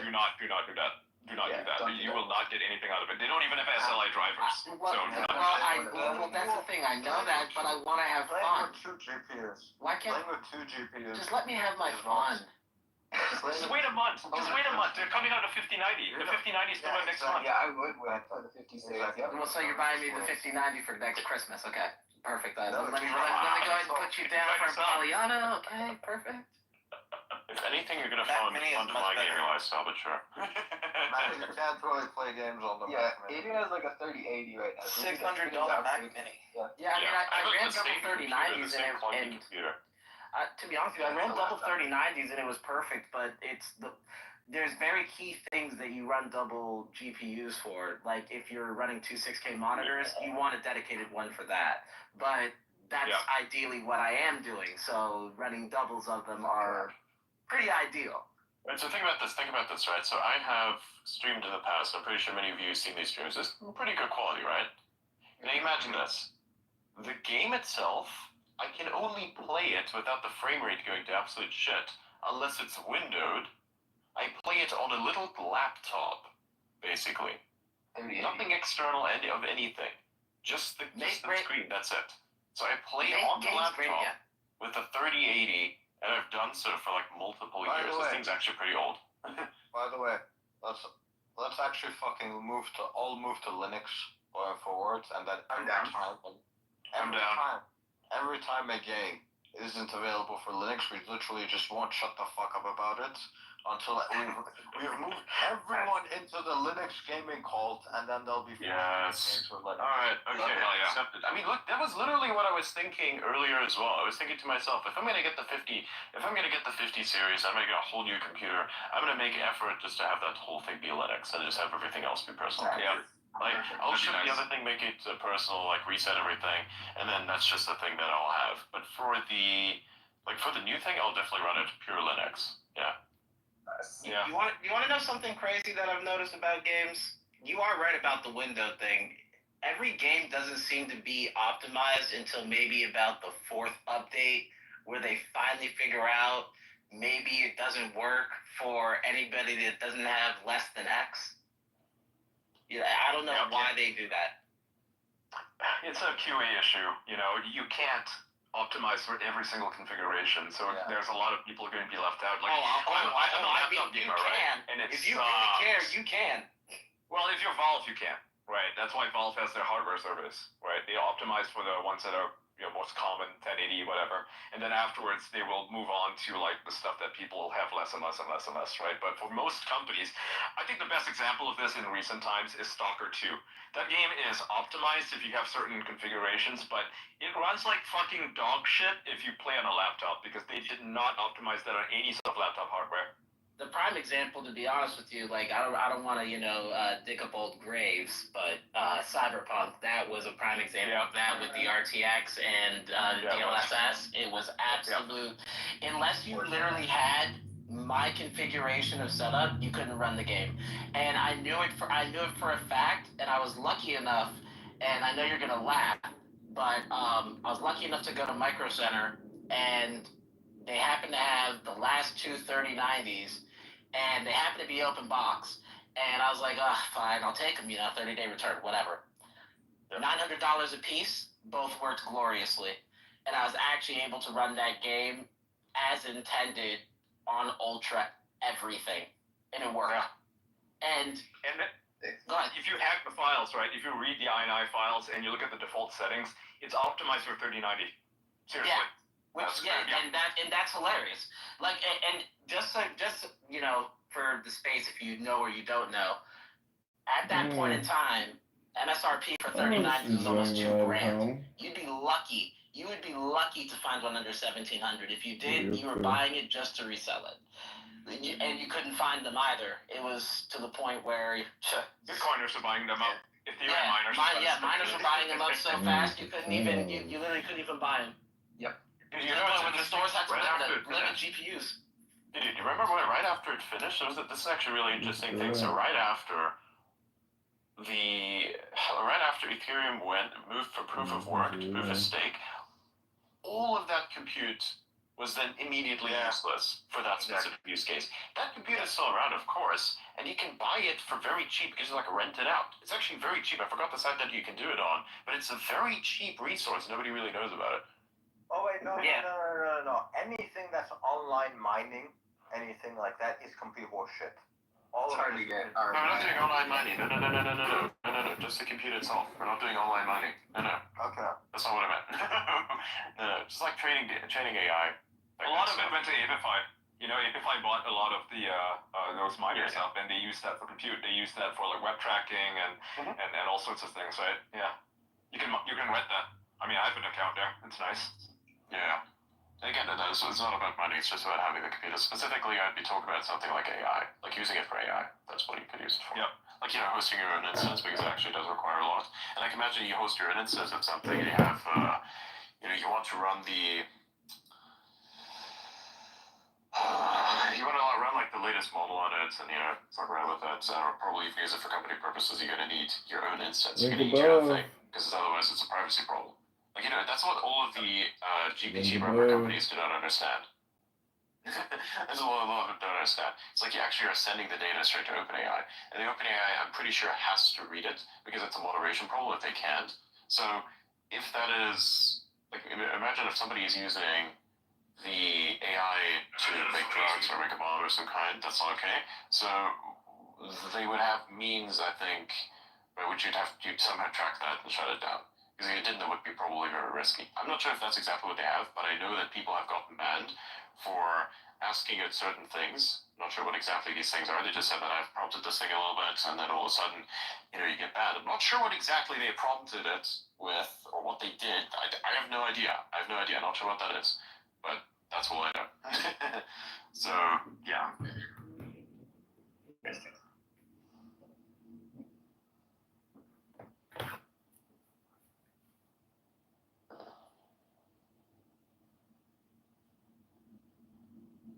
Wow, did you, I've been getting a lot of DMs, I haven't been checking them, and people are saying that I'm being sent a lot of death threats right now. That is insane. Yeah, people are sending these hyper-violent videos of people getting their heads chopped off and stuff.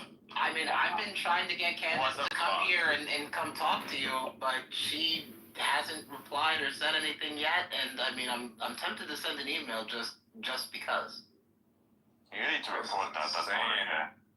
Yeah, report them all again. I would take those very seriously. There are some crazy people out there unhinged. Yeah, I have someone telling me to kill myself. Oh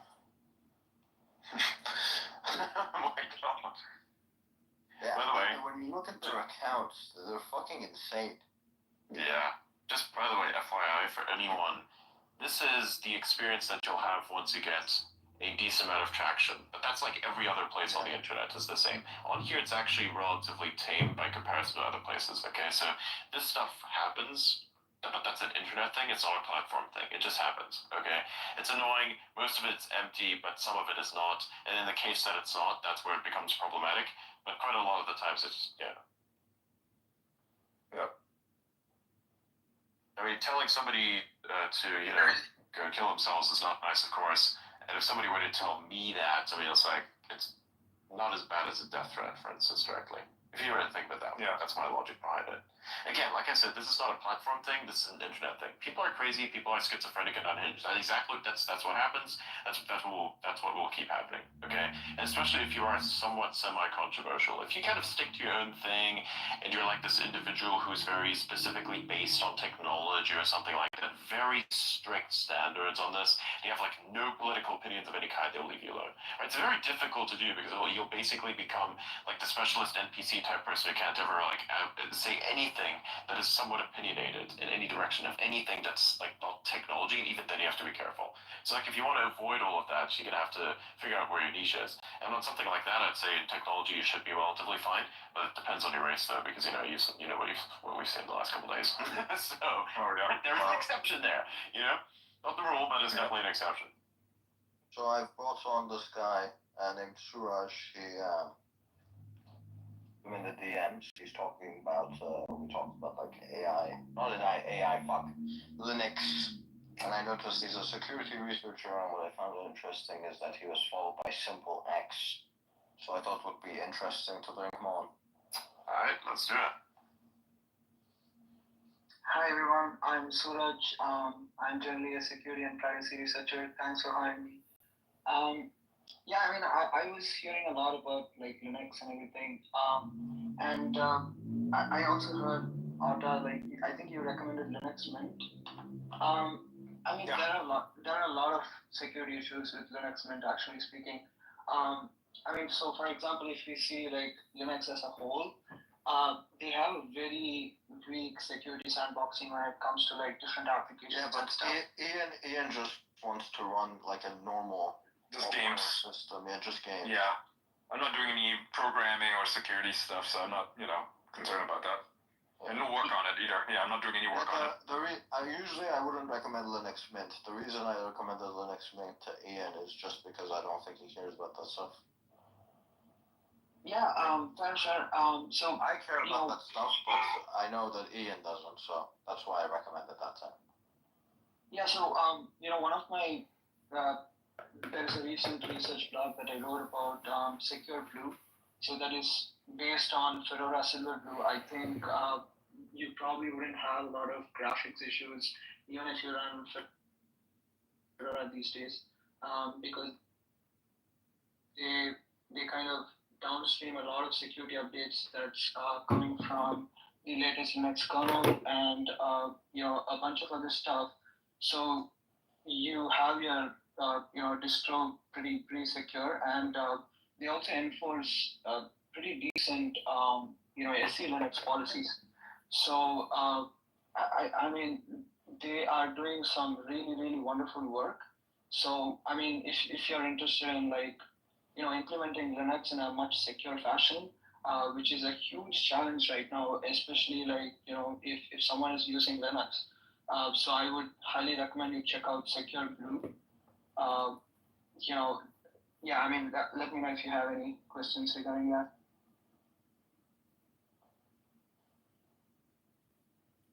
Okay. Yeah, I think so Secure Blue, from what I'm seeing, is atomic. It's based on Fedora's atomic desktops, right?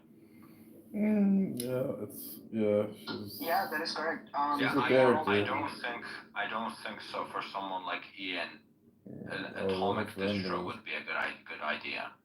It would be way too complicated for someone like Ian, who's just starting out and doesn't want to do it. Yeah, I've never used it before. Yeah. Okay. Do you want to try Fedora Workstation? That's a really good start for any beginner.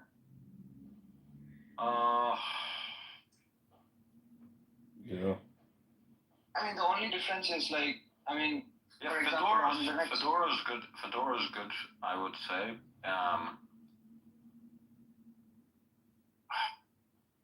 Linux, I don't know. What do you want to do on your computer, Ian? I just want to play games. That's all. Nothing else? Or Pop OS would be. Yeah, Pop OS. I think Pop OS might be a bit too much for Ian. I think think so? I mean, I do know a little bit of terminals, so I'm not averse to it, but I would prefer not to mess around with with all that stuff. She ran it. Grok is a good guide for any Linux commands you don't know. It can help you a lot. Yeah. Okay. Yeah, I don't have a problem learning that stuff. You know, I used to set up servers. He dead now. Multi. So Who knows? I also use Popeyes. So Probably Popeyes is a really good one if you're like into gaming and stuff. You can use almost all the major gaming platforms if you're on Popeyes. As a matter of fact, System76 is working on Rust-based desktop. Yes. For the most part. Okay. Exactly. I was considering getting a computer from them. Desktop environment is written in Rust. Rust. For the most part. Oh, that's awesome. I was considering picking up a PC from them, so. Yeah. Was it a bad guy for the most part? I have a System76 laptop myself. He gave her the hurt. I love it. The reason why I chose the over any other Linux pre-installed Linux-based laptops is because they have open firmware, unlike anyone else. And I don't know if you have heard this, but I know. Are you talking about core boot? I think it was. Yes, I'm talking about. Yeah, but that's only on some of the laptops, not even all of the laptops, and it's not on the desktops. Right. The one I use, it comes with core boot, and yeah, I mean it's up to date. I mean it's reasonably secure. I mean there is still so many issues. I have been like reporting a lot of issues that I come across. macOS is doing really well when it comes to security. Like they are doing some really awesome work when it comes to this kind of stuff. I mean, as a matter of fact, I think macOS initially started by using a lot of the open source work that gave them a decent foundation. Yeah, they're based on I forgot if Unix. No, not Unix directly, but I think either FreeBSD or OpenBSD, one of those. Which one of those two was it? So it was a mixture of a lot of code bases, right? Yeah, but once they had everything in place, they kind of closed sourced it, which is just funny. I wish I mean, if Steve Jobs was still alive, I think Apple would prioritize privacy even more. I mean, considering like Apple is into like advertising and stuff like that now, which is kind of funny because they advertise their whole ecosystem as privacy first ecosystem, right? So I don't know. I mean, I'm reading a lot of their papers. I mean, if you're interested, you can also check out the security engineering blogs by Apple. Awesome stuff. Like, I mean, they are implementing private cloud compute. Their phones also use something called the Secure Enclave, which is almost like as good as the Titan security chip when it comes to Google phones. So it is getting there. I would probably say like the Titan security is the best right now. So if you have a Google Pixel phone, I would slap that bad boy with Graphene OS. And then you have the best setup there is. I have a project whom I collaborated with my friend David. So we were comparing all the different operating systems, mainstream Android, iOS, Graphene OS. Graphene OS is basically unbeatable when it comes to stuff like this. Interesting, like the whole Android ecosystem, it is based on Linux, right? The Linux kernel. And Linux, the reason why we are having... It's Linux without GNU, Exactly. The reason why we have so many problems with Linux right now is because most of the code base is, built on C. And if you have been looking at all the problems that C usually has, it's usually, buffer overflow attacks. And these kind of issues will not happen if the code base is built on something like Rust. And from the kernel version 6.1, they have been incorporating a lot of Rust, but I don't think it is still enough.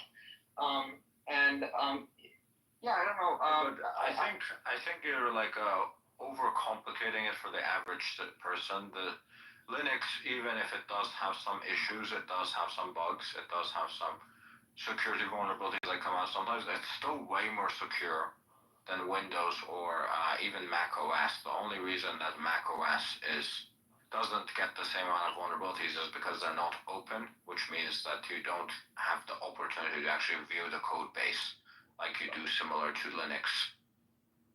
But in terms of security, your Linux is much more secure because you know that there's no backdoors. Sure. I mean, correct me if I'm wrong. So it's a bit debatable, but let me tell you my thoughts, right? When it comes to Linux as a whole, like the whole Linux family, I mean, it's objective truth that Linux offers way more privacy than any other operating system in the world. Yeah. But when it comes to security, I think it's a bit more complicated and very nuanced compared to other ones. Depends on your philosophy. So there's a security philosophy that says that the closed source software is always going to be the most secure software because people don't have access to it. People don't have, they can't see the code base. So because of that, it's going to be more difficult to find flaws. And then there's the philosophy that if everyone's looking at your code base, your code is going to be way more robust. I subscribe to the idea that if your code base is open, it's going to be way more robust because security issues are always going to be found, and those are going to be patched. And that is exactly what you see happening with Linux. If there's a massive security vulnerability in Mac OS and no one discovers it for years other than, Chinese hackers or something, and they're just constantly exploiting it for years and years and years, as has happened with a lot of Apple devices before. That is a less safe system, that is a less secure system than Linux, where the vulnerabilities are found and fixed in a very short amount of time.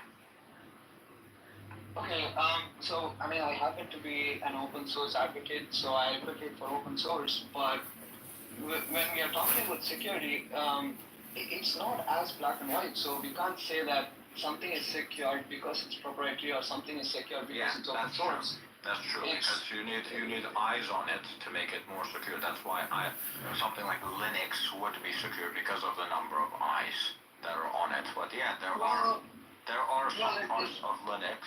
There are some parts of Linux that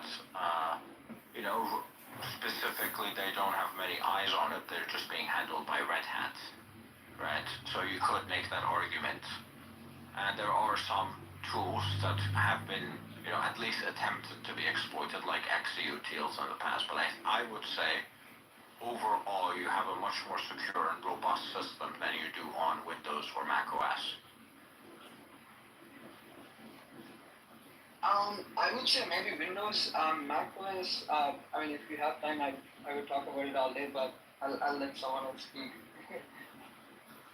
Yeah, me and Tim can probably go about this all day. Yes. Appreciate the input. I mean, this is good stuff, right? I'm gonna try Pop OS, right? Yeah. It's called, Right.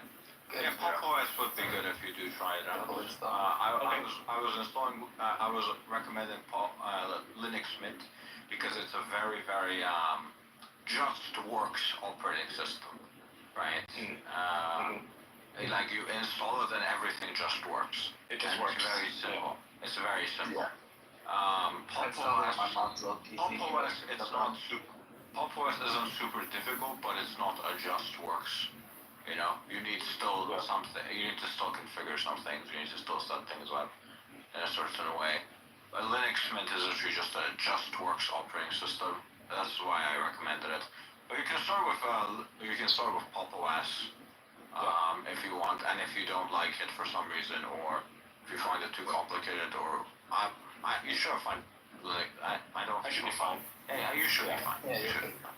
Yeah, using it like MS-DOS, So. Right. Okay. Yeah. I think you'll be fine then. Yeah. Yeah. Oh, on a different topic, there's something that sort of briefly annoyed me is I'm seeing a lot of people make this very stupid argument, and I will call it stupid because it is, claiming that the founders would not have approved on H-1B visas. And, prior to the 1920s, you didn't even need a passport because they just sort of didn't exist. Even after that, you could just come into the United States. You could just go there. You could be anywhere. It didn't matter. The immigration policy of the United States in the past was literally if you made it onto the ship and you came in. Yeah. In fact, they literally took to basically make it so people did move to the west, right? Yep. From the east. They literally gave out free land to people. That's right. Yeah. Anybody can move there. They attracted Europeans, Asians. Yeah. Exactly. If you wanted, if you came to America, right? If you came to America on a ship, there was no like passport control. There wasn't anything like that. You just came in, and they were basically like, okay, we want to expand to the west side of the country, so we're gonna give you some free land, like literally, like exactly. They gave land away for free because they needed people to go live in those areas. California, Wyoming, Idaho, Seattle, whenever that was the place. Yeah, absolutely. There's a whole thing on expansion because it wasn't safe back then. Going across, making the trip, the Oregon Trail, was dangerous. There were Apaches. They were going to kill you, and they would. And so you had to watch out for all of that. There was no security. You had U.S. Marshals, but those guys were few and far in between. And that's why that service was formed, right? But beyond that, it was all up to you to form a police force on your own. By the way, Suraj, what's your connection to Simple X? So, I also do some cryptography engineering, so I try and audit different applications, whichever comes across, my desk, I guess. And, I recently kind of audited the Signal protocol of Signal app, and I'm in close close connection with the founder of Simplex. And a lot of people are not talking about this, but Simplex is possibly the most secure messenger that we have right now. But having said that, it has a bunch of usability issues. Yeah. It's also significantly more anonymous than Simple X is basically it's built more similarly to Telegram than it is to Signal. Kind of. So they have been audited by some really top security auditing firms like Trade of Bits. So they are doing some really good work. And they are looking at a lot of issues that Signal themselves are not looking into. So I kind of like that from that angle. They have been discussing about this for a while, right? There is so much misinformation already when it comes to the security of Signal. I don't know anything about, I don't know much about politics at all, but there was one time when Tucker Carlson, he said that Signal was compromised. I was blown away, like. That's completely incorrect, yeah. Exactly, right? You have to understand though that Signal, one of the problems with Signal is that they don't take like on-device security as seriously. So their ideology is that we'll make Signal the Signal protocol secure, but they won't make like the Signal app itself they'll leave a lot of security issues with the Signal apps, and they don't really fix that, right? Until there's a lot of pressure. Like they had that thing where the key was not encrypted on the desktop apps, right? And the images were literally saved without encryption onto the computer. Right, but this is only for Signal desktop applications, but Signal on mobile is a completely different story. Yeah, the mobile one is safer, but yeah. I would say though the linking as well. The linking is heavily flawed. The linking to other devices. Yep. Actually, this is one of the topic of discussion that's going on in the security community, and I am discussing with Jenny. He's the founder and one of the lead developers of Simplex. We are discussing a lot of potential issues that Signal has, and possibly like Simplex can fix those issues. I don't know. I'm very optimistic about a lot of progress that's been happening in security. right. But most of the security issues that different researchers have been talking about was related to Signal desktop, not the Signal mobile application per se. Yeah, but now having said that, the actual linking to other Signal devices, right, from your phone, from the app, is by itself kind of a security issue because you could literally just clone it and have the exact same authentication on several devices, and it doesn't show as a new device. It shows up as the same device. So you can have multiple devices receiving the messages of one person under one device. Right. Which is different to what WhatsApp does, where it's based on device. Right. Yeah. I mean, I think that's a pretty good explanation. But if you would like to, go into details like how the keys have been exchanged when this connection happens, let's say I'm an attacker and I want to compromise or I want to link some kind of malicious device. It's a little more complicated, and you need a lot of sophistication when it comes to like attacking this kind of issues. So for example, there is a key distribution server. Okay, so that's the one that's kind of verifying different kinds of integrity across the whole secure syncing process. And a session is established when it comes to like the primary device, and then we have like secondary device. So when the linking happens, the session is established and the key is exchanged. And yeah, I mean, I think I might need to spend more time explaining this. If others are also interested in hearing what I have to say. Yeah. What do you think, Adrian? Should we shut the fuck up about this? Oh no, this is great. I mean, I like this. Yeah. I mean, this is great. I'm not sure if this bothers anyone else, but I think this is productive. It's good. Yeah. Okay, go ahead. Love it. Okay, so this is one of the sections I have mentioned in my blog as well. So what happens in the sort of the multi-device security stuff is, so there is something called per device identity keys. So where every device maintains its own ratchet state. And here I think I probably have to explain like what ratchet is. Let's just say it's an algorithm, or it's kind of its own thing. So when someone is trying to compromise the device, it's not exactly as possible because of this. And then the next part we have is session synchronization, where we again have double ratchet. You can look up like what double ratchet is, or you can just grok it. I mean, it's not as easy to compromise the syncing stuff. If I'm not mistaken, Signal messages, they are hosted in AWS, but everything is encrypted, right? Yeah. So even if I have access to the server, or even if I am the admin of the servers, like I would only see gibberish on all these servers. You would not be able to break the encryption, yes. Yeah, and so they also use quantum, quantum proof. Yeah, so it's post quantum. So and I mean, if you are looking at something like Google's Willow, which is the latest quantum supremacy that they have reached, right? And this is possibly the greatest innovation that in quantum computing, and that uses about 500 plus qubits. So that means they still do not have a power even close to breaking the likes of AES 256.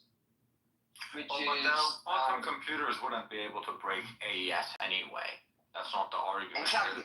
It would be breaking something like RSA, right? It would be breaking key exchange. Well, it depends on the number of bits of RSA. The idea is, right, so something like AES, it wouldn't be able to break. Quantum computers wouldn't be able to break anyway. The issue is like internet communication with key exchanges, right?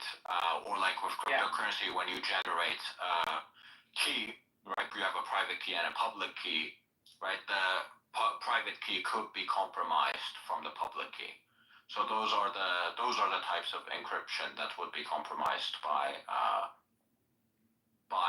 quantum computer if it was sufficiently big enough, which as of now there isn't anything that's even close to sufficiently big enough. I doubt if it would happen anytime soon. So in almost all the audits that we have been doing, we have been telling our clients and other some of the friends I have been working with, we are upgrading all the cryptographic algorithms to post quantum, because people are already afraid that things or different kinds of improvements that's been happening in our different nations' data attacks, right? So, for example, maybe Iran or Russia or China or something.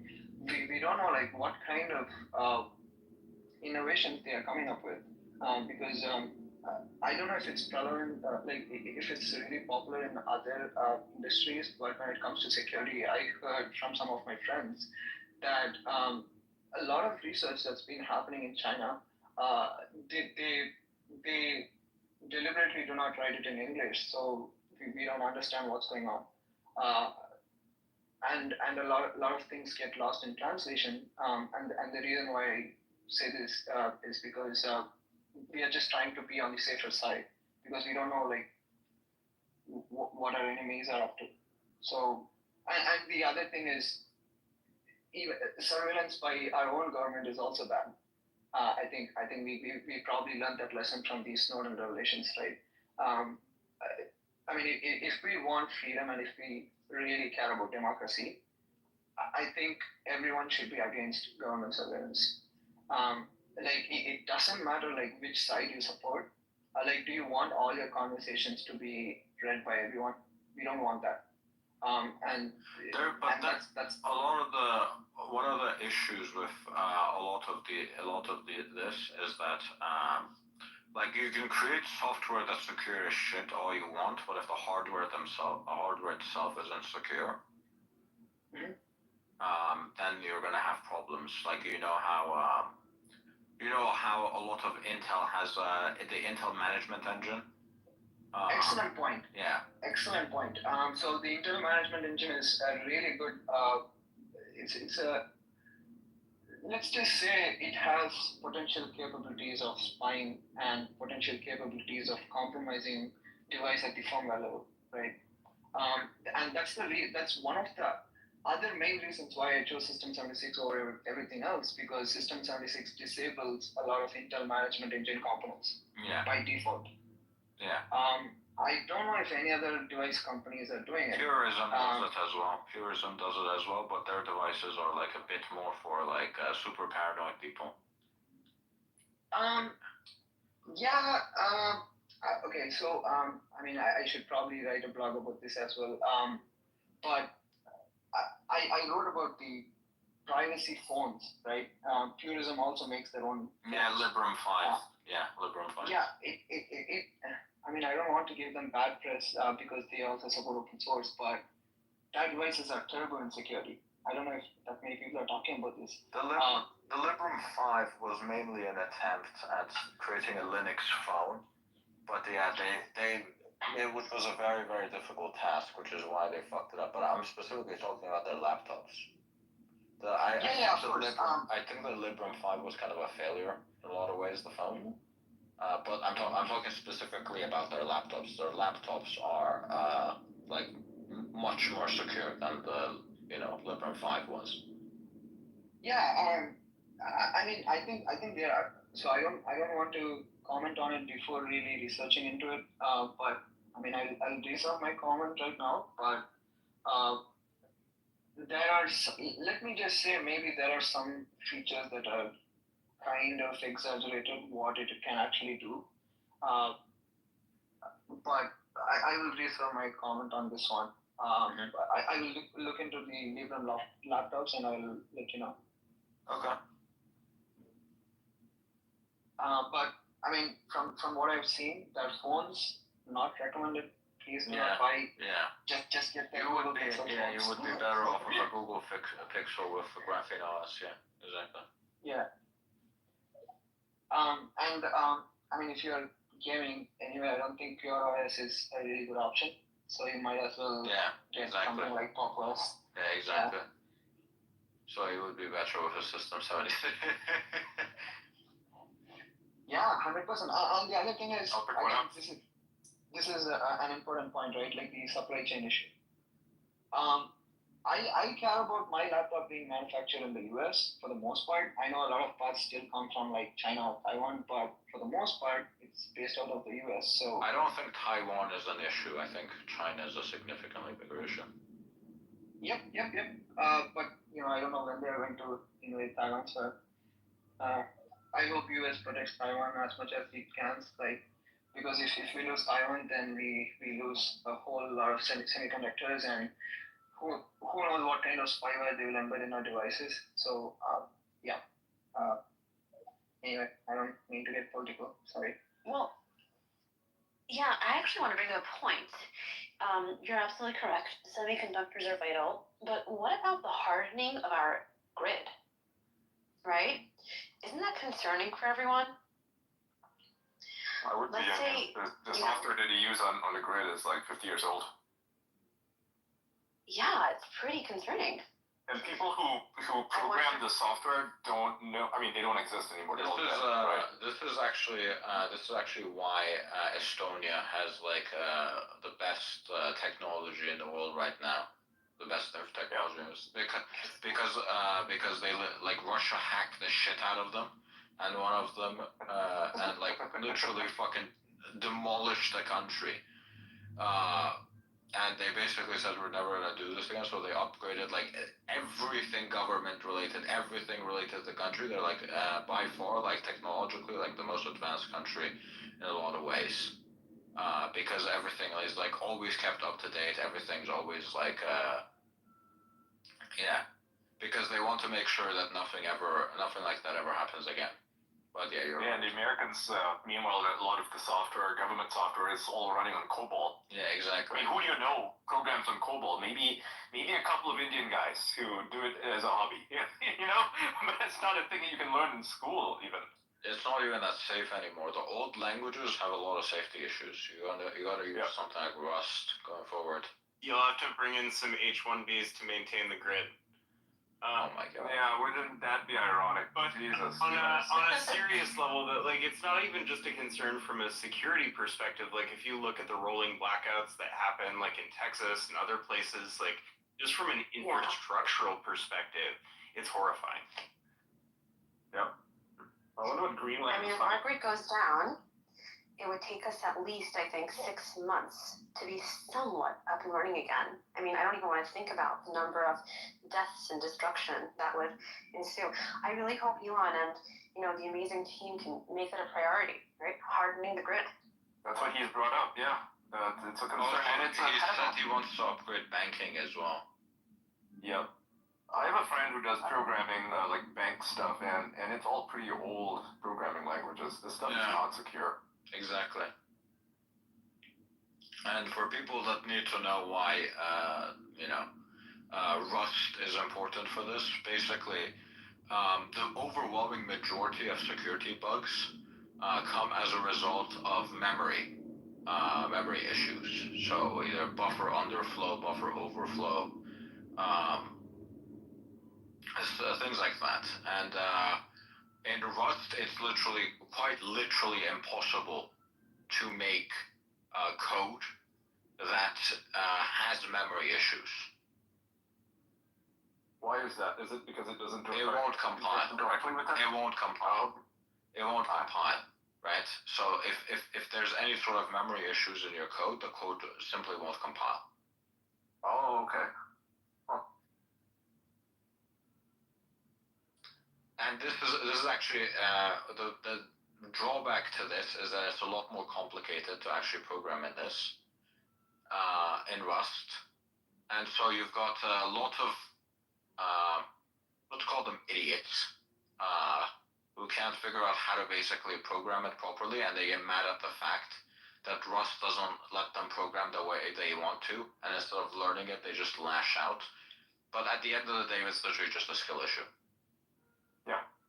It's like if you want to put it as a metaphor, it'd be like building a house, right? Everything has to be in the right place. You know, you have to dot the I's and so on, right? Like, I mean, you're gonna put the nails in, right? And this thing, it won't let you even build a house unless it's properly set up, right? Whereas if, you know, any other programming language, you could build a house made out of cardboard and it lets you do it, JJ, right? Even though it's physically non-sound. JJ would be perfect for this. Because he's like a massive contributor to open source software and to Rust. Yes, Suraj, have you hand up? So I mean, it's not only about the security advantages that we have with Rust, it's also the performance. And that's one of the reasons why Rust is kind of getting incorporated in major softwares across the whole of Fortune 500, right? We have Rust coming in Android. We already have Rust coming in Linux kernel, as I said, from, if I'm not mistaken, from version 6.1. We have Rust getting implemented by the likes of Cloudflare. So, you know, all your websites and Microsoft is also rewriting some of their legacy stuff. And they should rewrite all of Windows. There's too many, you know, memory problems with it. Yeah. I don't think that's gonna save it. There's too much bullshit in there. Oh yeah, I mean, like if you look at what's actually in Windows, you gotta burn the 100%. I mean, there are still, you know, aspects of the control panel that have been there since 1992, right? Since Windows 3.1. They're still sitting in their legacy stuff. It makes no sense. Yeah. No sense at all. So personally, when it comes to Windows, I think I probably have a higher affinity when it comes to inconvenience for UI UX. But Windows is getting so many things wrong when it comes to security. So if you really care about security and privacy, Windows is possibly the worst desktop operating system right now. And that is based on my research, and probably there might be some people that might disagree. But this is just. Do you know about the bug they had, the security vulnerability they had, where you would need to send like a single packet of IPv6, and you could pretty much execute anything on the computer on Windows? No way. That's crazy. Yeah, you could send a single packet. Like anybody could send you a single packet. Like Microsoft had to like issue this statement where you like update your computers immediately, and they wouldn't explain exactly what the flaw was because they didn't want anyone to take advantage of it. But basically, someone could literally send you a single like IPv6 packet, and they could basically get root access to your computer. Jesus Christ. It powers banks too. That's nuts. Yeah. Exactly. Have you heard of the recall feature? Yes. I mean, I don't know. Yeah. Like, if this is not spyware, I don't know what is. Like, definitions. I'm afraid of the spyware. My brother in Christ, you use Google Chrome. Sorry.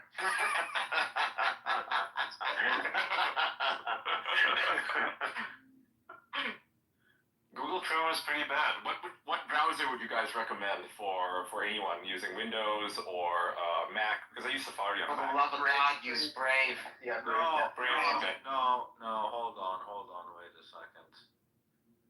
Not Brave? Brave is decent, but I wouldn't automatically go through that. Then what would you recommend? Opera? Fuck no. Opera GX! Gaming skins. You know, you can have your guy sound like Total Biscuit. Yeah. Firefox. We're gonna run your RAM at 50% just to run it at 50% for no reason. The only thing that's good about Opera GX is their X account beefing with the various other browser accounts. Oh, which yeah. is a lot of fish, but it's kind of fun. Did you see that time where Opera GX's fucking profile picture was literally two black guys kissing? Wait, yeah. What? Yeah, that was hilarious. Wow. That was hilarious. Their intern, dude. Oh, they were killing it. They were killing it. It's like Milo Yiannopoulos made that meme, right? Milo made the meme of the two guys kissing, and I guess he picked it up. Yeah. Yeah, go to Opera go to Opera GX's Twitter. I think they stopped tweeting like directly after that. They had like a solid good week where every single post they had was just so. It was all. I think it was all Pride Month. They just went so crazy. It was so hilarious. Okay, so what would you recommend besides Brave? Brave Nightly. No. Hold on, wait. No, so Brave is decent. Brave is decent. I'm not gonna say it's not good. You got a few other options as well. You know, for the normies, you got Firefox. For most people, I would recommend like either Brave or Firefox. And then. Can I jump on this conversation? Yeah, sure. What are you gonna recommend? LibreWolf or Molvad or? Yeah, Firefox is actually terrible for privacy and security. Not many people are talking about this again.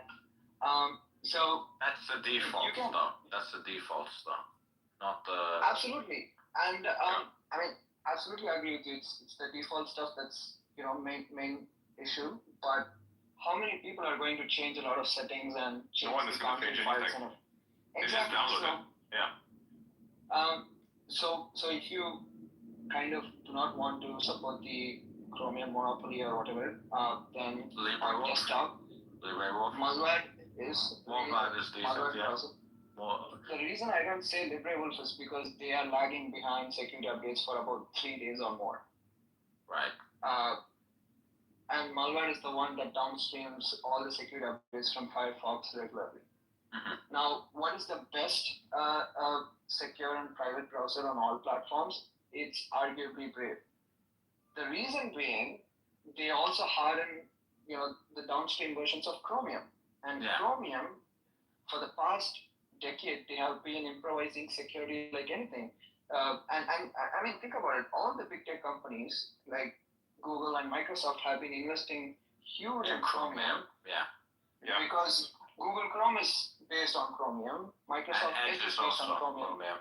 Yeah. Opera is based on Chromium. Everything. Everything except Safari and Gecko, which I think Safari is WebKit, right? Yes, WebKit. Yeah. Safari is WebKit, and then you have Gecko, which does Tor, Firefox, LibreWolf, Molvad. Those are Gecko. But you're talking about all platforms. What about? I'm talking more specifically like with desktops and also. Desktops. Yeah. So if you care about something like site isolation. Site isolation on Android, you definitely need a Chromium-based browser. Yes. Well, even on desktop, Firefox does a decent implementation of site isolation, but it's not as good as Chromium-based browsers. I know a lot of people, they kind of use, just Chromium, like the vanilla Chromium to avoid Google Chrome's tracking. Chromium has been has a lot more security vulnerabilities in the past. Right? A significant portion of Gecko is written in Rust. I mean, Chromium is also starting to use a lot of Rust, so. Right. But I mean, I think there are fundamental security issues with Gecko, which can be potentially fixed. But all I'm saying is, I don't know if you guys have been following the Google antitrust case. Yeah. So 80 to 90% of the revenue for Mozilla comes from Google. Yeah, and that's true. And if the government is saying you can't, if Google can't have Google Chrome anymore, that means they have to give up Google Chrome. And what will happen to Firefox? Yeah, that's true. It will true. die. So I mean, I don't know. I want to kind of support, Mozilla's cause and everything. But what are we going to do? They are probably giving $70 to $90 billion to Mozilla just to have Google as the default search engine, and that's the one that's kind of fueling the development of Firefox, right? That's true. But I don't know if you have been following this, the Mozilla leadership. I don't think that will happen. because I don't think regulators are going to be dumb enough to basically give a singular monopoly to a single company, right? If they get rid of this, not only are they getting rid of Gecko entirely, all that's going to remain is Chromium, right? And whichever company buys Google Chrome is going to pretty much own Chromium. Well, okay, so here's the thing, right? Technically, I don't think anyone owns Chromium. Yeah, it's open source. It's open source. Exactly. But yes. Realistically, who's funding it? It's mostly Google. Maybe Microsoft can pick up the slack, but that's as of now, it's mostly Google. Yeah, I heard some talks happening where Perplexity CEO was trying to kind of buy off Google Chrome if it was kind of forced to sell off. So they can have Perplexity as their default search engine and whatnot, but I don't know what's going to happen. But, if we are talking just security, I think people should probably stick with Chromium-based browsers, both in desktop and mobile. I think this is very well proven. I can probably send some research papers in your way. Like, I have posted so many times about the issues of Gecko browsers. Graphene OS, even in their FAQ section, if I'm not mistaken, they have written about the Gecko issues all the time. Because on Android specifically, you don't have any site isolation on anything other than Chromium. Exactly, and one thing I dislike about what Apple is doing when it comes to the browsers on iPhone, they mandate everyone to use WebKit. Yeah, exactly. That means even if you are Brave, your Brave will be superior on Android because it's based on Chromium, but if it's on iPhone, you have to use WebKit. Doesn't WebKit have even more security issues though? Yeah, we don't know. So here's the thing, right? So WebKit as a project is open source, but when it comes to Safari is not open source entirely. So I don't really know what they are doing with Safari. I mean, so I have been talking to a lot of researchers about the whole browser situation as well, and they are saying WebKit is still better than Gecko. I don't know. Maybe I'll dig into it more, and maybe a really good idea for a blog. Right, but if it's hardened through like something like Movement or Tor, that shouldn't be too big of an issue, right? Yep. So Tor does really good work when it comes to. So for example, the whole malware browser project was in a collaboration with the Tor project. Researchers at Tor and the other really amazing developers. And Tor offers great fingerprinting protection. Arguably, like, much better than Brave when it comes to fingerprinting, right? Yes. That's only because it's part of the onion routing service, and there are multiple nodes hosted by so many people. Your IP is also obfuscated, and there's a bunch of other really good stuff that's happening. Now, if anyone is interested on like how the whole browser comparison happens, I suggest you check out privacytest.org. It's also an open source project. I talk with the project owner regularly, so you can check it out. Yeah, I've seen like the fingerprinting. What was the thing called where there was like a leak? Web DNS leak, something like that. Yeah, the DNS privacy leaks. Even if you're using a VPN, your IP can still leak. I forgot what it was called. Okay, so I think that issue was only on iOS. I don't think it was on desktop. Yeah, what you're talking about is separate to what I'm talking about. Okay. Are you saying like? I'm talking about on the web browser. There was Yeah, I think there is a separate section on privacy tests about the DNS leaks, right? Yeah, I think so. I don't remember if that's what I was talking about. I don't think it was DNS. It was something else.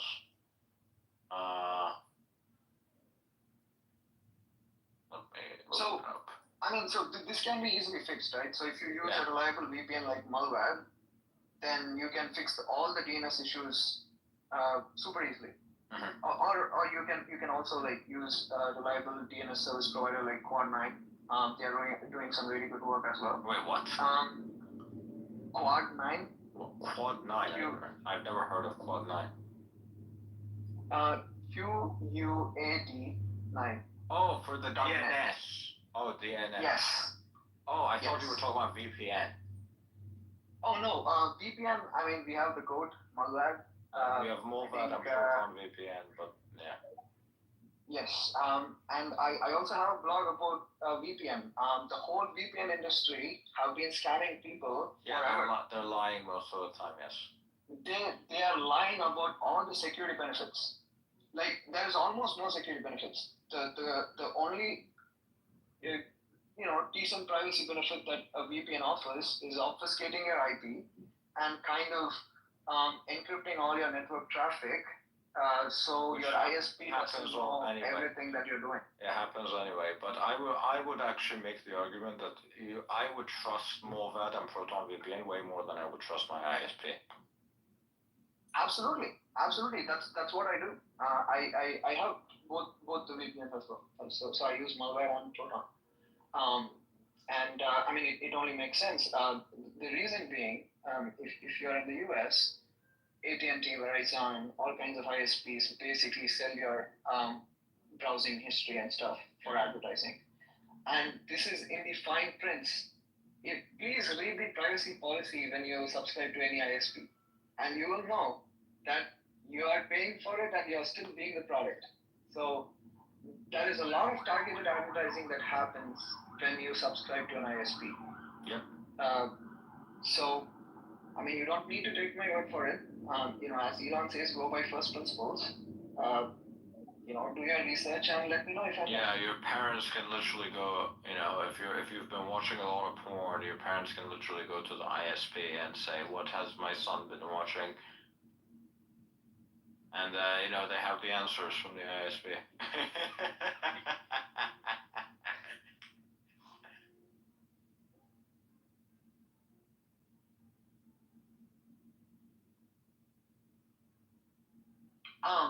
Side note, I don't know if you have heard about this, but Redux.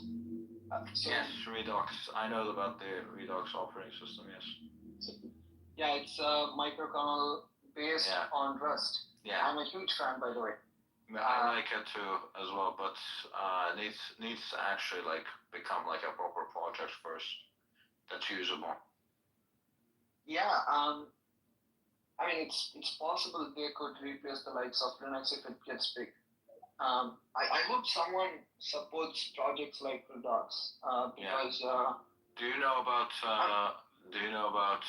ReactOS? No, not much. They're basically trying to recreate Windows from scratch. Oh. Yeah, so they're trying to make an open source version of Windows, entirely through reverse engineering it. Will they get shut down by Microsoft? I mean, no, Microsoft has no ability to shut them down because reverse engineering is completely protected legally. Okay. Yeah. Oh. As long as they don't use any of Microsoft proprietary stuff, as long as it's entirely reverse engineered and they haven't worked at Microsoft on the fucking Windows division and they don't know what the code base looks like or things like that, then they would be. What about the assets and stuff? They don't use the assets. They're just trying to create. Something that can run Windows applications without you having to run Windows. Oh, so it runs it natively, but it's a completely different code base. Yes. Essentially. Exactly. Okay. Exactly. That's the nice. That's the attempt. Nice. It's been around. How far along are they? The complete dog shit. maybe I think up to maybe Windows. I think maybe Windows 98. Any program up to Windows 98, you'll be able. I was hoping they'd have DirectX extensions or something, because you want to play video games. I've heard they've sped it up kind of recently. They've added more people, but this has been a project that's been in the work for I think 30 years now. My God. Yeah. That's old. Yeah, it's quite old. But I really like the project because if they do manage to finally create something that's successful, right? So tools like Wine would basically be able to take any Windows application because it's open source. They could just implement that into Wine. Because one of the problems is with installing Windows applications on Linux is the fact that you don't have a lot of the DLLs. They're made by Microsoft and they're Microsoft's IP, right? So you can't take that and put that in an open source project. But if something like React is successful, you would be able to basically use Wine could, for example, take that and use that in their code base, and then you would be able to install Windows applications inside of Linux. The reason that games don't use a lot of proprietary shit from the reason that games work on Linux well with Proton is because games specifically are created to not use a lot of proprietary shit from the operating system because you want to put them on several platforms, right? You want to put them on Xbox, you want to put them on the phone, you want to put them on the PlayStation. Yeah, you want to put them on the Steam Deck. No, well, maybe not the Steam Deck usually, but you want to put them on the, maybe Mac. You want to put them on Switch, right? So if you're using Microsoft DLL proprietary DLLs, it's gonna make it significantly more difficult to send them out. But for applications specifically, oftentimes they just use Microsoft's DLLs because it's significantly easier, and that's why Proton works really well on Linux, but Wine doesn't work as well. Proton works well because it uses Microsoft DLLs, right? No. Proton works well because games are more independent than other types of software on Windows. So I have a question. I mean, since you guys are in the know and I've been looking into it, but I haven't really looked well enough. But why don't games use Vulkan instead of DirectX 12? Vulkan is a lot more difficult to use than DirectX. Yeah, DirectX is way easier to compile, I'm pretty sure. Does DirectX works on the PlayStation or what? I mean, no. No, DirectX 10 HDR is only on that Xbox Series X, it doesn't really matter, right? Because usually you're gonna be using a game engine, and the game engine has support. The game engine has support for it. The only thing that really uses DirectX 12 is Microsoft. Microsoft. Crazy hard games like Flight Simulator. The reason they're doing that is the Flight Simulator. The reason it's doing it is not because it's a crazy hard thing. It's using it because Flight Simulator is owned by Microsoft. Yeah, that's what. Forza. Yeah, but either way, there's projects out there that already translate DirectX into Vulkan anyway, right? So Proton's you can play DirectX games anyway. Okay, so if I were a developer, that's a question.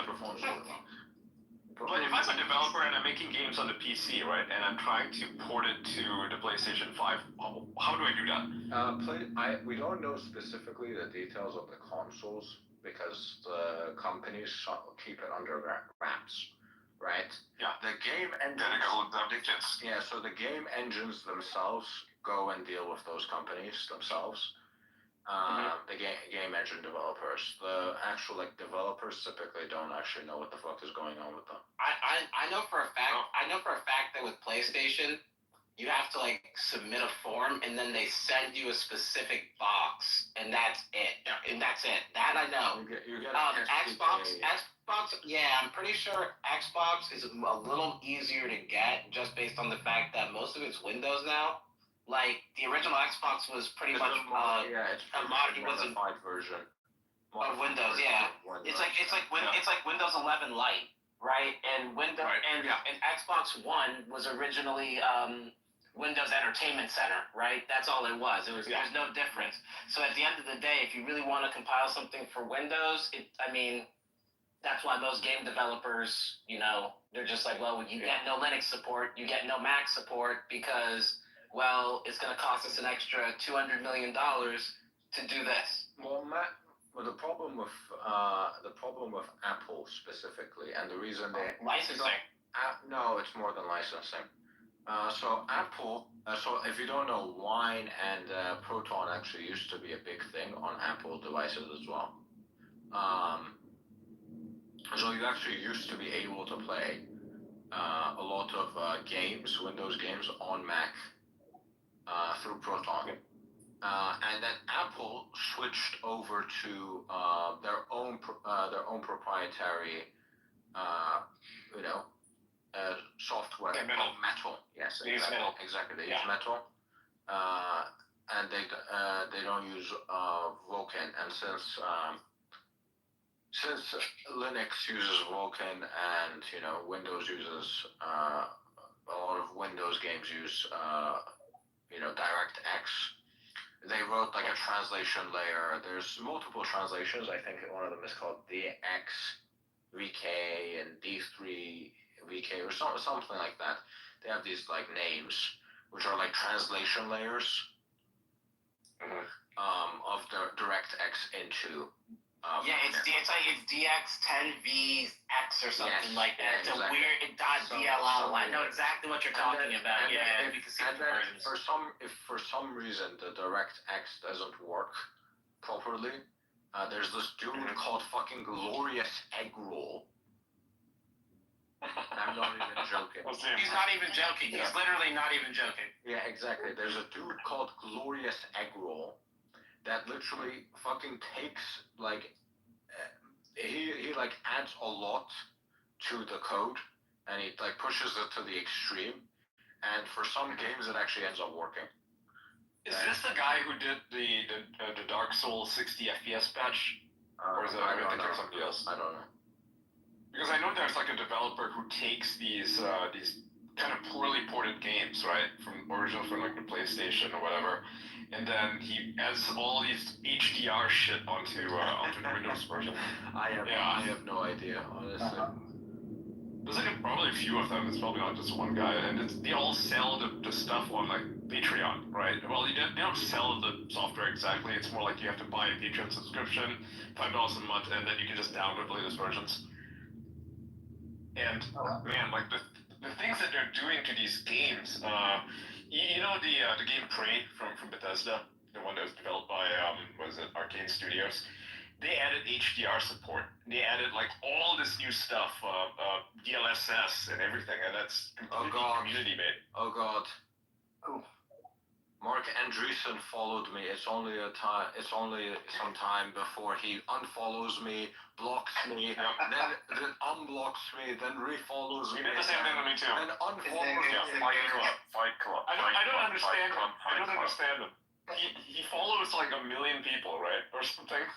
It's so random. It's literally a meme. I've been looking for the meme like for half the day, but it's like a meme that's like a circle, right?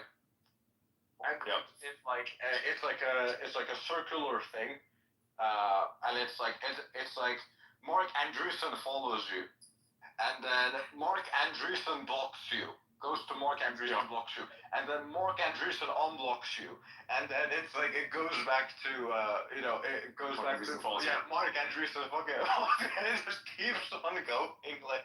I don't get it. I thought I was the only one he did that to. I felt special, and now I realize he's doing that to everybody. Yeah, I don't know.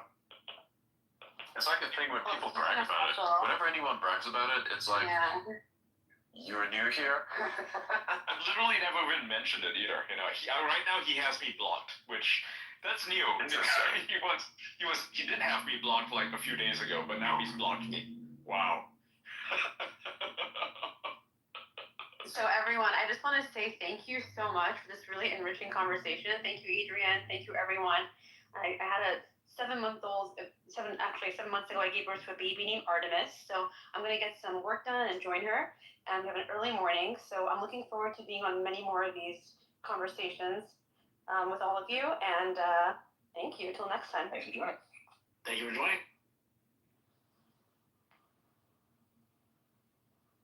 Yeah, so as we were saying, so there's a dude called Glorious Egg Roll that literally pushes Proton to the max.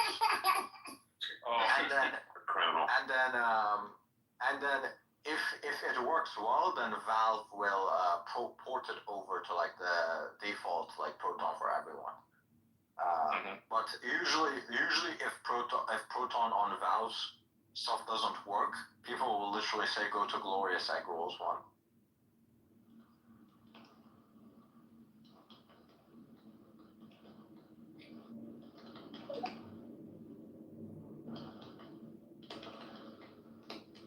There's so much drama happening right now with this H1B stuff. Still? Yeah, it's not related to Elon directly. They're going after what, Patrick Bet David now? Because he's an immigrant. I posted a great meme, Day 3. Yeah. Day 3 here, look, everybody go like and repost that. It's funny as fuck. My dearest Penelope, it is day 3 of H1B posts, and I fear there will be no end to them. This is exactly what's happening right now. It's not what. Oh my! It's not gonna stop anytime soon. I predict this whole thing to probably fizzle out within 2 weeks. It's gonna last a very long time. It's going hard, This is man. not the only thing that's gonna dethrone this is Trump's inauguration. Yeah. Okay, 100%. there's a bunch of things that can dethrone this. If an official statement comes out regarding the New Jersey drones, or if that's not even sufficient. That's not even big enough. No. Nobody cares about that anymore. Everybody cares about immigrants. Unless there's more official policy statements that kind of perpetuates and shifts the narrative a little bit. Okay, yeah, maybe. But to me, the only thing that I can see in the future, which is ironic given that I just said that I literally don't know what will happen in the next 2 hours even, is going to be Trump's inauguration. I think that's going to dethrone the whole topic. And then, after that has happened, it's going to start again!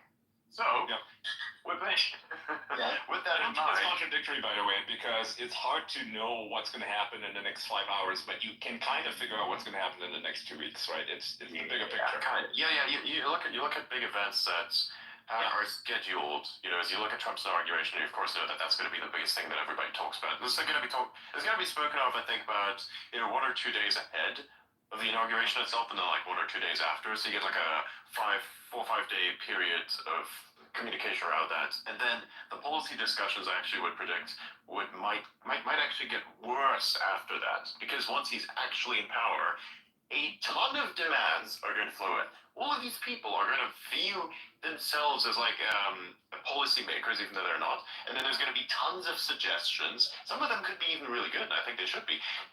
But many of them are also kind of just noise. And that's what's going to happen next, I think. Because if you imagine what happens, look at it this way. There's some people who work at X, sometimes you communicate to them, and then they always relate this one thing where it's please stop giving me feature requests. I just work here. That's what they would say, right? So imagine that's the same thing that will happen to Donald Trump, except everyone will be posting it everywhere, hoping that he'll see it. Okay? That's where it goes next. That's how all of this stuff began. That's how all of the chaos began, right? Because people actually thought, hey, this is going to be seen by someone, right? And it was. It was seen by me. We're gonna need a really big spam filter. Exactly, yeah. There's no way out of this. But, yeah. I think, look, we actually had a conversation around it, and nobody's actually put down any, step-by-step proposal as to how, we should refine it. If somebody has that, send it and we're going to look at it, maybe it's pretty cool. And then we'll have a conversation about it. I hate to say it, but out of all of the conversations and all of the riffraff and all of the yelling and screaming and tantruming and check marks taken and suspensions. Not a single person came up with a 3-step plan on how to reform the visa plan. Because, like, let's be honest here. Like, let's just genuinely be honest here. We're not going to take away the visas, okay? So, like, let's just put that set in stone. We're not taking away the visas. That's not happening. But we are open to reform, right? So let's talk about reform. Where can we meet down the middle on both sides? That means extreme left, extreme right. Both you guys need to come sit down. I need to take all your notes. That means midway and midway. I need to take all of your notes. And whoever is right down the middle, you are the deciding vote. And that is exactly how we write the entire thing all the way through. So that way everybody is happy. That is what we call diplomacy, my friends. That is how we handle that. We don't lash out and say, take them all away. Well, then we're going back to the Stone Ages, my friends. Like, do you really want to do all the work? Like, let's be honest here. Do you really want to do all the work? No. So allow humanity to move forward. That's the best way, best course of action. They keep thinking they're going to go back and change the past about policies that they actually have no idea about. And the only reason why I'll say that is because everybody's complaining about the H-1Bs. They don't even know where the H-1Bs even came from and why they're even in place to this day. Because there was no immigration restrictions back then. Exactly. And on top of that, there was other visas that you could get, but those visas were so strict that one missed form, they could throw you out of the country. No questions asked. So that's the whole reason for the H-1B visa. It was to open up more opportunities, not only for immigrants, but immigrants and their children. How does it hurt? Like, I thought about this today when I was on my way home from New York City, just randomly. How does it hurt an economy to have a kid be involved from the start of the education system at the bottom of the U.S. barrel and have him rise to glory, to blazing American glory, step by step through your own system? Elon Musk. That's what I'm saying. That's what I'm saying. How is that not a beautiful thing? And on top of that, doesn't it help the economy? It gives you everything you want. It gives you a strong economy. It gives you legal migration. You're getting all your check boxes off. Instead, you want to be negative, racist, and say throw everybody out. Like, I don't understand that one. I genuinely don't. I just don't. Yeah, it's too much. It's too much nonsense. And I think any of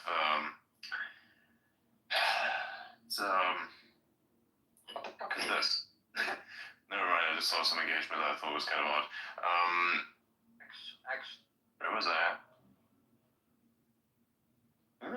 Okay. Yeah. It's just a little too much. And I think instead of us, I mean, look, the real problem here is illegal immigration. It's not legal immigration. It's always going to be illegal immigration. Right? It's the only thing that actually causes massive amounts of harm. And the problem after that would be an ineffectively managed system, and that's what the H-1B discussion should be about. So how to make it more effective, how to make it more efficient, right? And being at each other's throats is not going to work. It's really not going to work. And it's kind of ironic, you know, for someone like me who's yanked many of people's chain to say that, yeah, I agree, I can hear it still. My app fucking crashed. Yeah. So it's kind of ironic for me to say something like this, right? It's kind of ironic for me to say, you know, we shouldn't be at each other's throats, especially given what I just did. But somebody at the table had to, like, literally put their fists down, shake everything up, say a bunch of nonsensical bullshit, mixed in with stuff that actually made a lot of sense, so that everybody's like, hang on, wake up from the side, wake up from the side. You know how difficult it is to wake people up out of their, like, deep slumber of hatred? It's really fucking difficult, okay? And that's exactly what has happened here. I think people are starting to wake up again. You know, I'm seeing no more of the President Elon spaces or all this nonsense. That's finished. That's gone. Very nice, epic result, as it should be. However, I must say, the funniest thing that happened yesterday was Seth Abramson, of all people, thinks that I'm Elon now.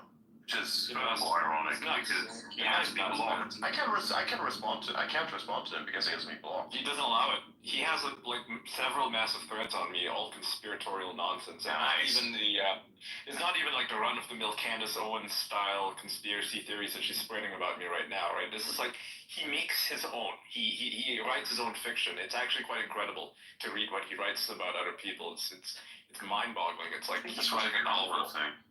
Oh yeah, I still remember this. So this was he blocked me in a response to a post that he made where it was American Politics 101, anyone worldwide needs to know about political parties, and it's like, left or right, and it's a bit of a meme.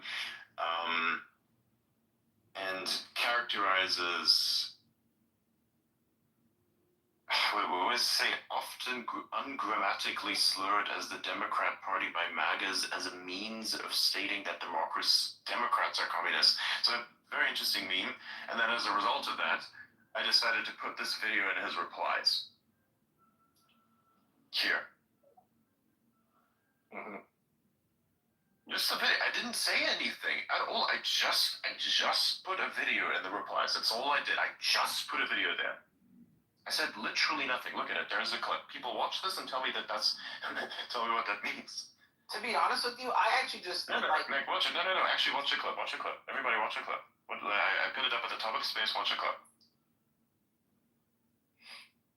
Actually, Alec, can you play this on loudspeaker so everybody else can hear it all? Alright, I need to get to my laptop first. Hold on.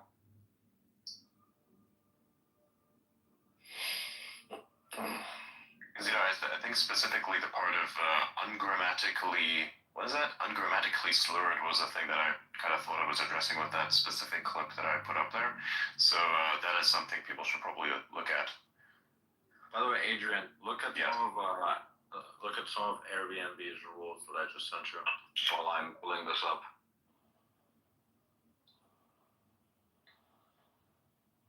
What the fuck? Wow. Prohibited conduct. On Section 2 under explicitly prohibited events. Gangbang. Did they add that or my was that God. already there?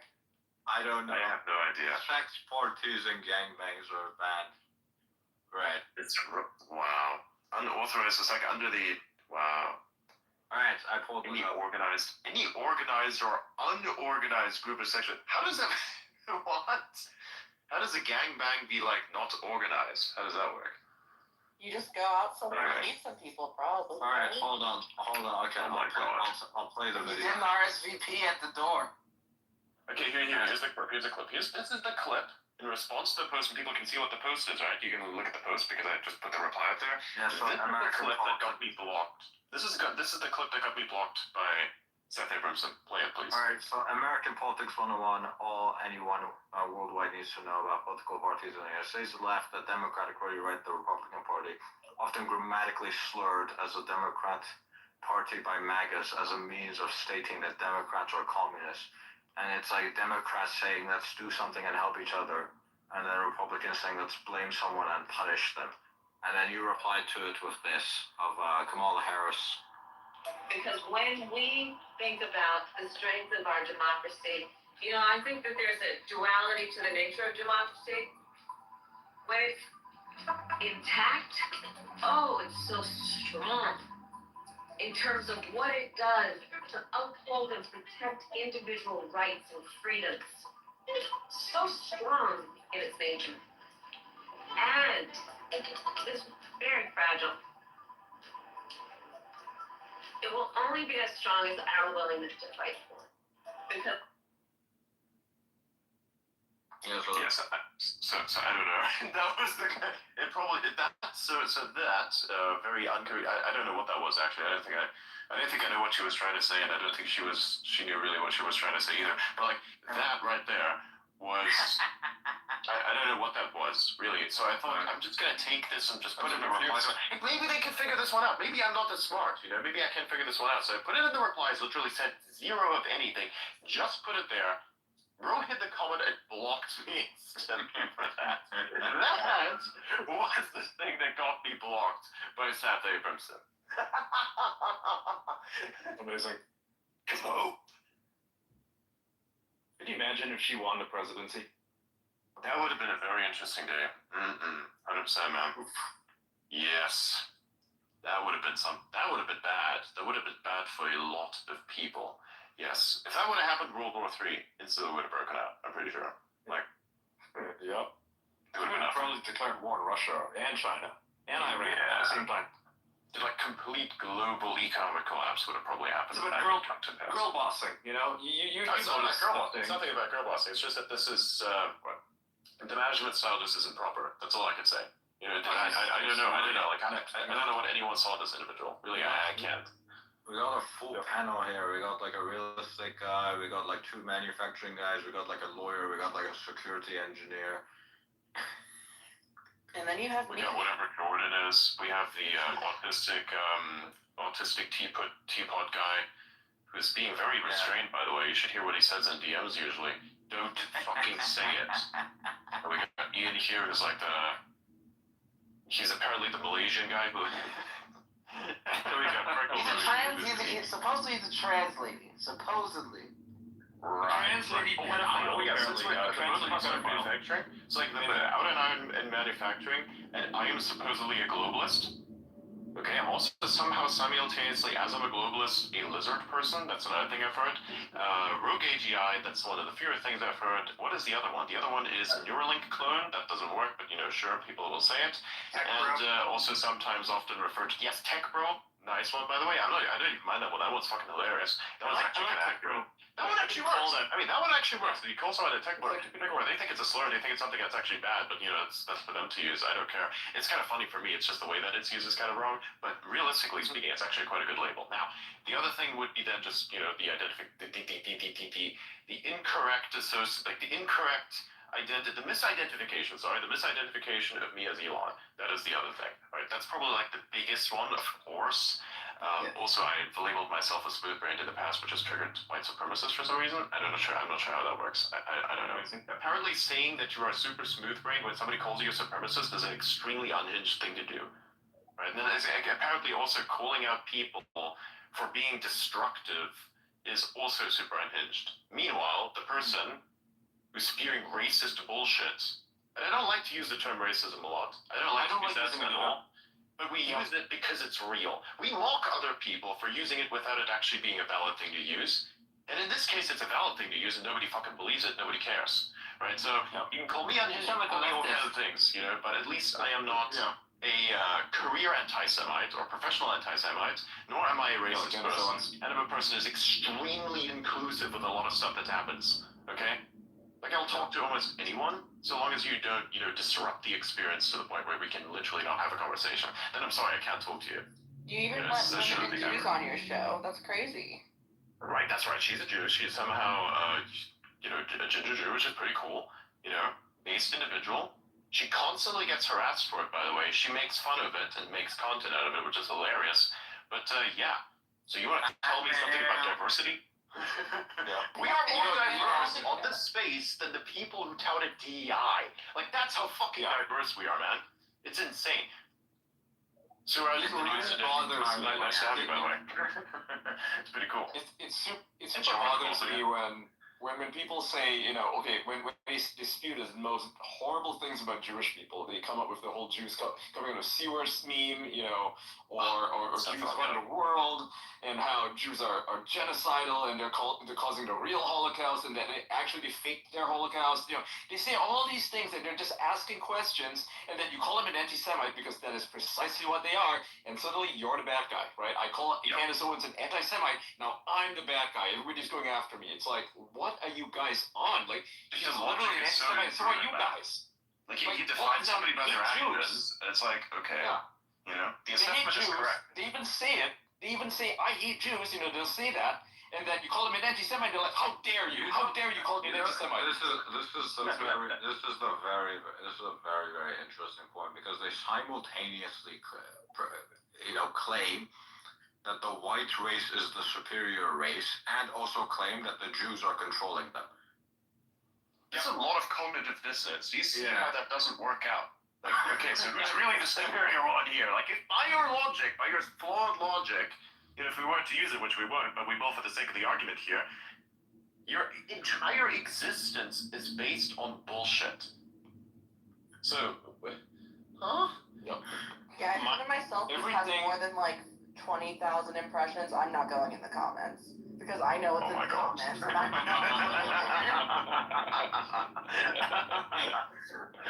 like, I get it, I have a nose. I get it. I've heard it before. Every single time they talk about Jews, it's like anybody does something. China does something, Russia does something, America does something, Elon does something. They're like, the Jews made them do it, right? The Jews made Trump do it. Trump is controlled by the Jews. And at the same time, they talk about white supremacists and how whites are like, you know, the superior race. Like you said, they're capable of everything. We're going to shut down these Jews. But even like, they're just, you know, there's no agency. They're saying white people have zero agency, that everything that white people do is controlled by the Jews. So my theory is that it is actually a victimhood complex, and that they just want to act like victims no matter what. So if you sympathize with them, well then yes, like of course white people are the victims of whatever form of oppression they want to talk about at the moment. And then if you don't, then you're calling them a Nazi, so they're a victim that way. Yeah. That's why we call them the woke right.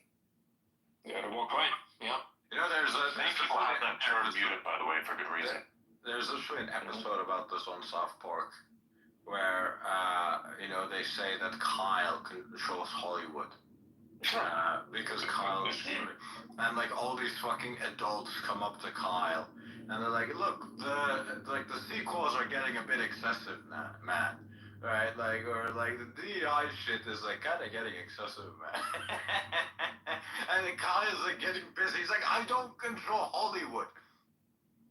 And it leads to a situation where he basically gives a presentation at the end of the episode about how like you know, we shouldn't like discriminate against people, and like it gives a speech about something. I don't really remember the speech, but Grant Cardone left anyway. Yeah, so he gives like a speech, and then at the end of it, he's like, hey, this kid is very sensible. Let's give him all of Hollywood.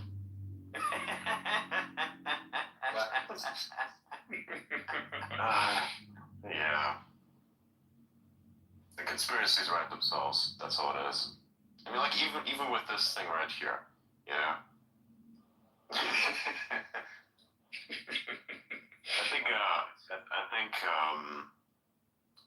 I think Grant left. Yeah. He didn't get the ability to put any input into this conversation. Yeah. It's unfortunate. Next time. Like whenever somebody like that comes up, we like immediately address them. I think that makes more sense. Yeah. Alright. Yeah, listen to this. If he comes on, we'll let him up, and yeah, you can talk about that. But yeah, so. Pretty girls walk like this. Look how many likes they give for this thing. Yeah, so they're running like a TikTok or some stupid song. All the pretty. Anyway. Hey, got a minute? Yeah, what's up? Well, there's this rumor starting to go around the school. Kids are saying that, like, I don't know, that, like, you run Hollywood. What? I told Scott that that's just people being dumb and he shouldn't listen to stuff like that. But Scott and I do have this sweet movie idea about a dude who has guns for hands, and we have the first 20 pages written, so... You don't really run Hollywood, right? Because repeating a derogatory slur, even for the purpose of refuting it, can make stupid people think it's valid. Holy shit, Kyle runs Hollywood.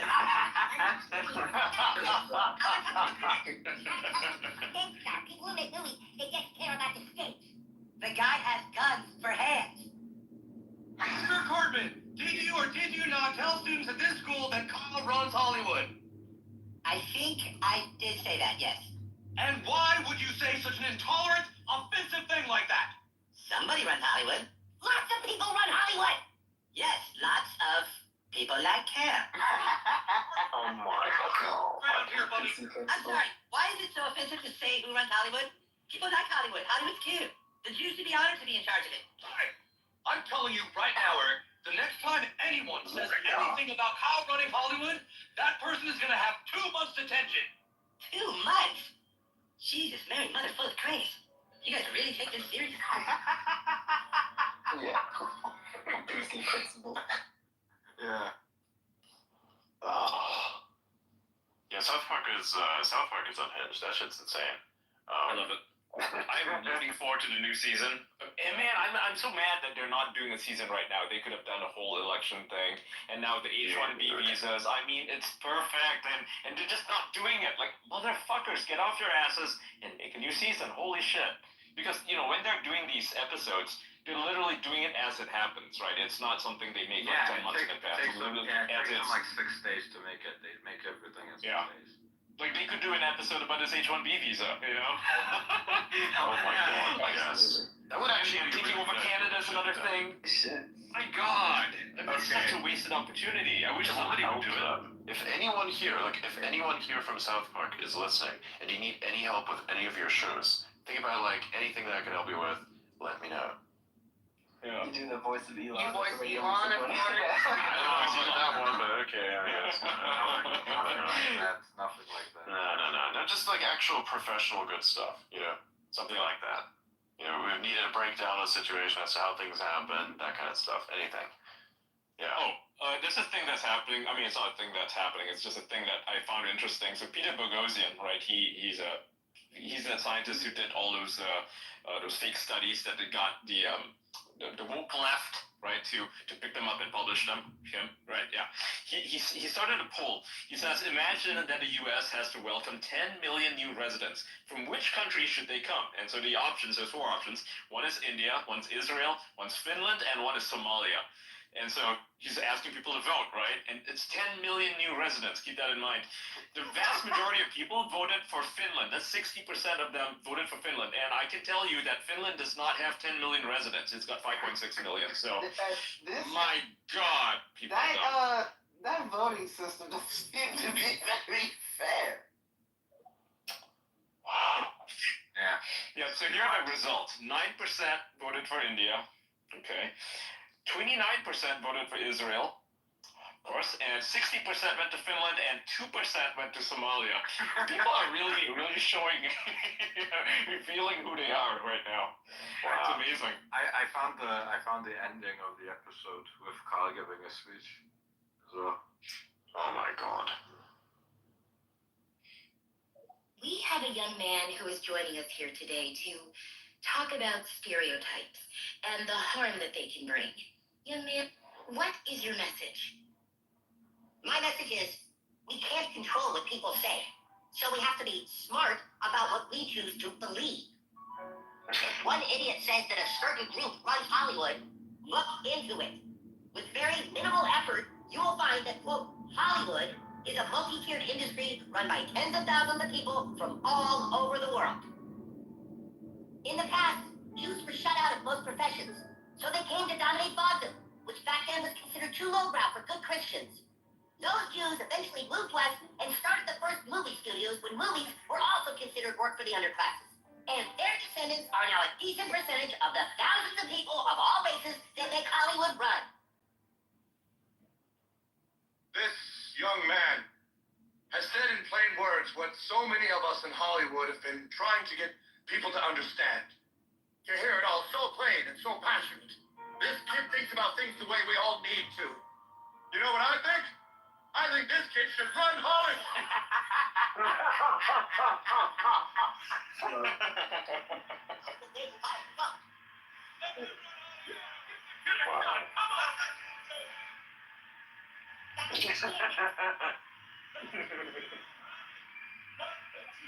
Oh my god.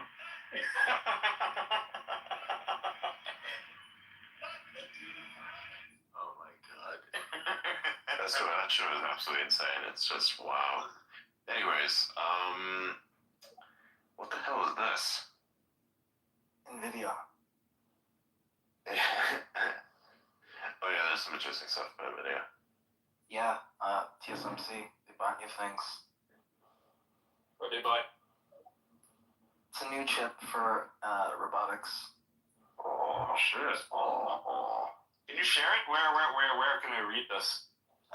Sure, I'll post it. Yeah. That sounds interesting.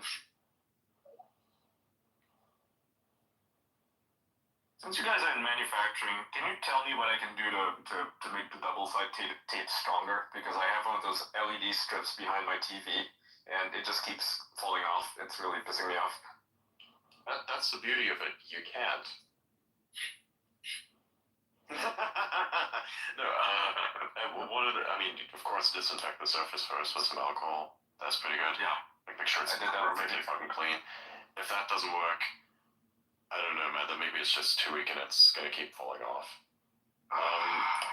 Maybe you could like keep it in place with some clips or something. Most likely, you could do that. I mean, or we could like use super glue. You have like a little wire, and you just put the. Yeah, tape is like one of the worst. Which is basically tape. Tape is. This is tape, okay. Tape. Yeah. All right. Standard tape is like one of the worst things in the world. For like. Why is that? It's not that bad. It actually sticks to stuff real good. No, I mean like if you want things to stick together very solidly. Well, I mean for surface. Okay, so like this. If you have an LED strip, I think that's the thing you're talking about, right? Yeah. Yeah, that's right. Yeah. So just to make it super easy, just basically put it up there and just take like the clear tape and put it on top of that in various positions. I'll do that. And you have enough like surface that it's gripping onto it, should be fine. Okay. Yeah. What kind of surface is on the other side of the table? Is it like a flat? Yeah. It's just plastic. It's flat plastic, but it's not sticking to this shitty double-sided tape that that the LED strip uses, right? I'm using the LED. Yeah, and because the surface is not metal, it's plastic and it's got like ridges and all sorts of stupid textures on it. It doesn't stick properly. If it was metal, I think it would stick better, right? Because it's a straight surface. Yeah. So there's a problem with my TV, really, and so I guess I'll get some clear tape and just put it, double it up. Yeah, just like tape it on there. It should have enough surface that it's gripping onto that it doesn't get yanked loose. Depending on how intense you game, of course, but yeah. Touching my TV when that's happening. Because I was having a stupid idea. It's like, well, why don't I get more double-sided tape and then double it up? And that's like overdoing it. That's stupid. I'm just gonna take some clear tape. Yeah, now the whole house is double-sided taped. At this point, just take some silicone and just like glue it that way.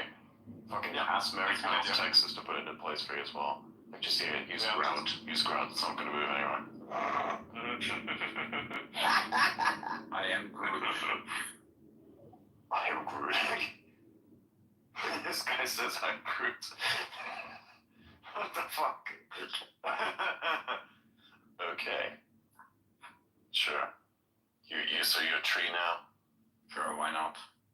No wonder your fucking profile's green. I always thought it was about money, but it's about trees, which is also taken. You're the one that made my profile picture. What the fuck? Yes. I mean, I didn't realize that. Yeah, that's true. I was just saying it for the sake of the joke, of course, but like, right. Yeah, I didn't realize it. Yeah, I was the guy who made his profile picture. Nice. Yeah, and the banner too. I think. Yeah. I was telling him, you need a profile picture that's completely different. Nobody else has this. It has to look like you. You have to like look at this and say, yes, this is me. And then I mean, it really depends. It has to be like this character, but also something behind the character. And so this is the thing that becomes your brand and you don't change. This is the reason why I don't change my profile picture. There's an idea behind it. Yeah, there's like this image, you see it.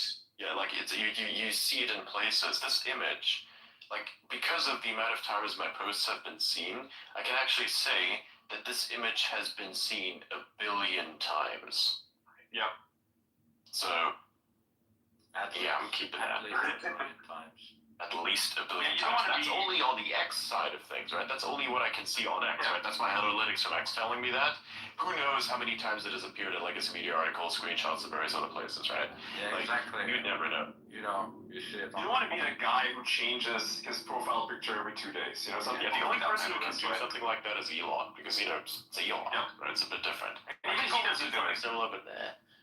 Yeah, even he doesn't do it. He's either got a rocket one, he's got X, right, or SpaceX, or he's got the one where he's wearing the red armor for. He's changed his profile picture a fair bit in the last couple months, of course. Yeah, he changed it a bunch actually. He changed it from the X thing to the MAGA thing. I think he changed it from the X thing into the thing that was like on the cover. It was on the cover of the book. and then he changed it back to the guy with the armor, and then he changed that into the MAGA thing, changed that I think into a different MAGA thing, then changed it into the rocket, I believe, after that. Yeah, that's my favorite one. The rocket's my favorite. I like it. Yeah. You should keep that for a while. That's always been the best one, where it's like rockets on his profile. X or the rockets? I think the rockets was nice. X was always interesting because you knew that, oh wow, you're fully representing the thing. But like the rockets, that was where it's X. It's pretty cool. I like it. I mean, hey, nobody talks about it enough, but like catching this gigantic super heavy booster is fucking insane. Like that is wild. Nobody talks about this. They just kind of say, "Oh yeah, it's pretty cool," and forget about it. It's like, you never really grasp how insane that is. I don't get it. It's huge, massive. It's like no one has done this before. This is the first time anyone has done this. Like you're seeing that. That's the first time anyone has ever done something like that. And It's one of the greatest achievements in modern human history. I don't know how that would be forget the denied. space shuttle. Actually, it's insane. I mean, the space shuttle, of course, is incredible, and I think it's a nice piece.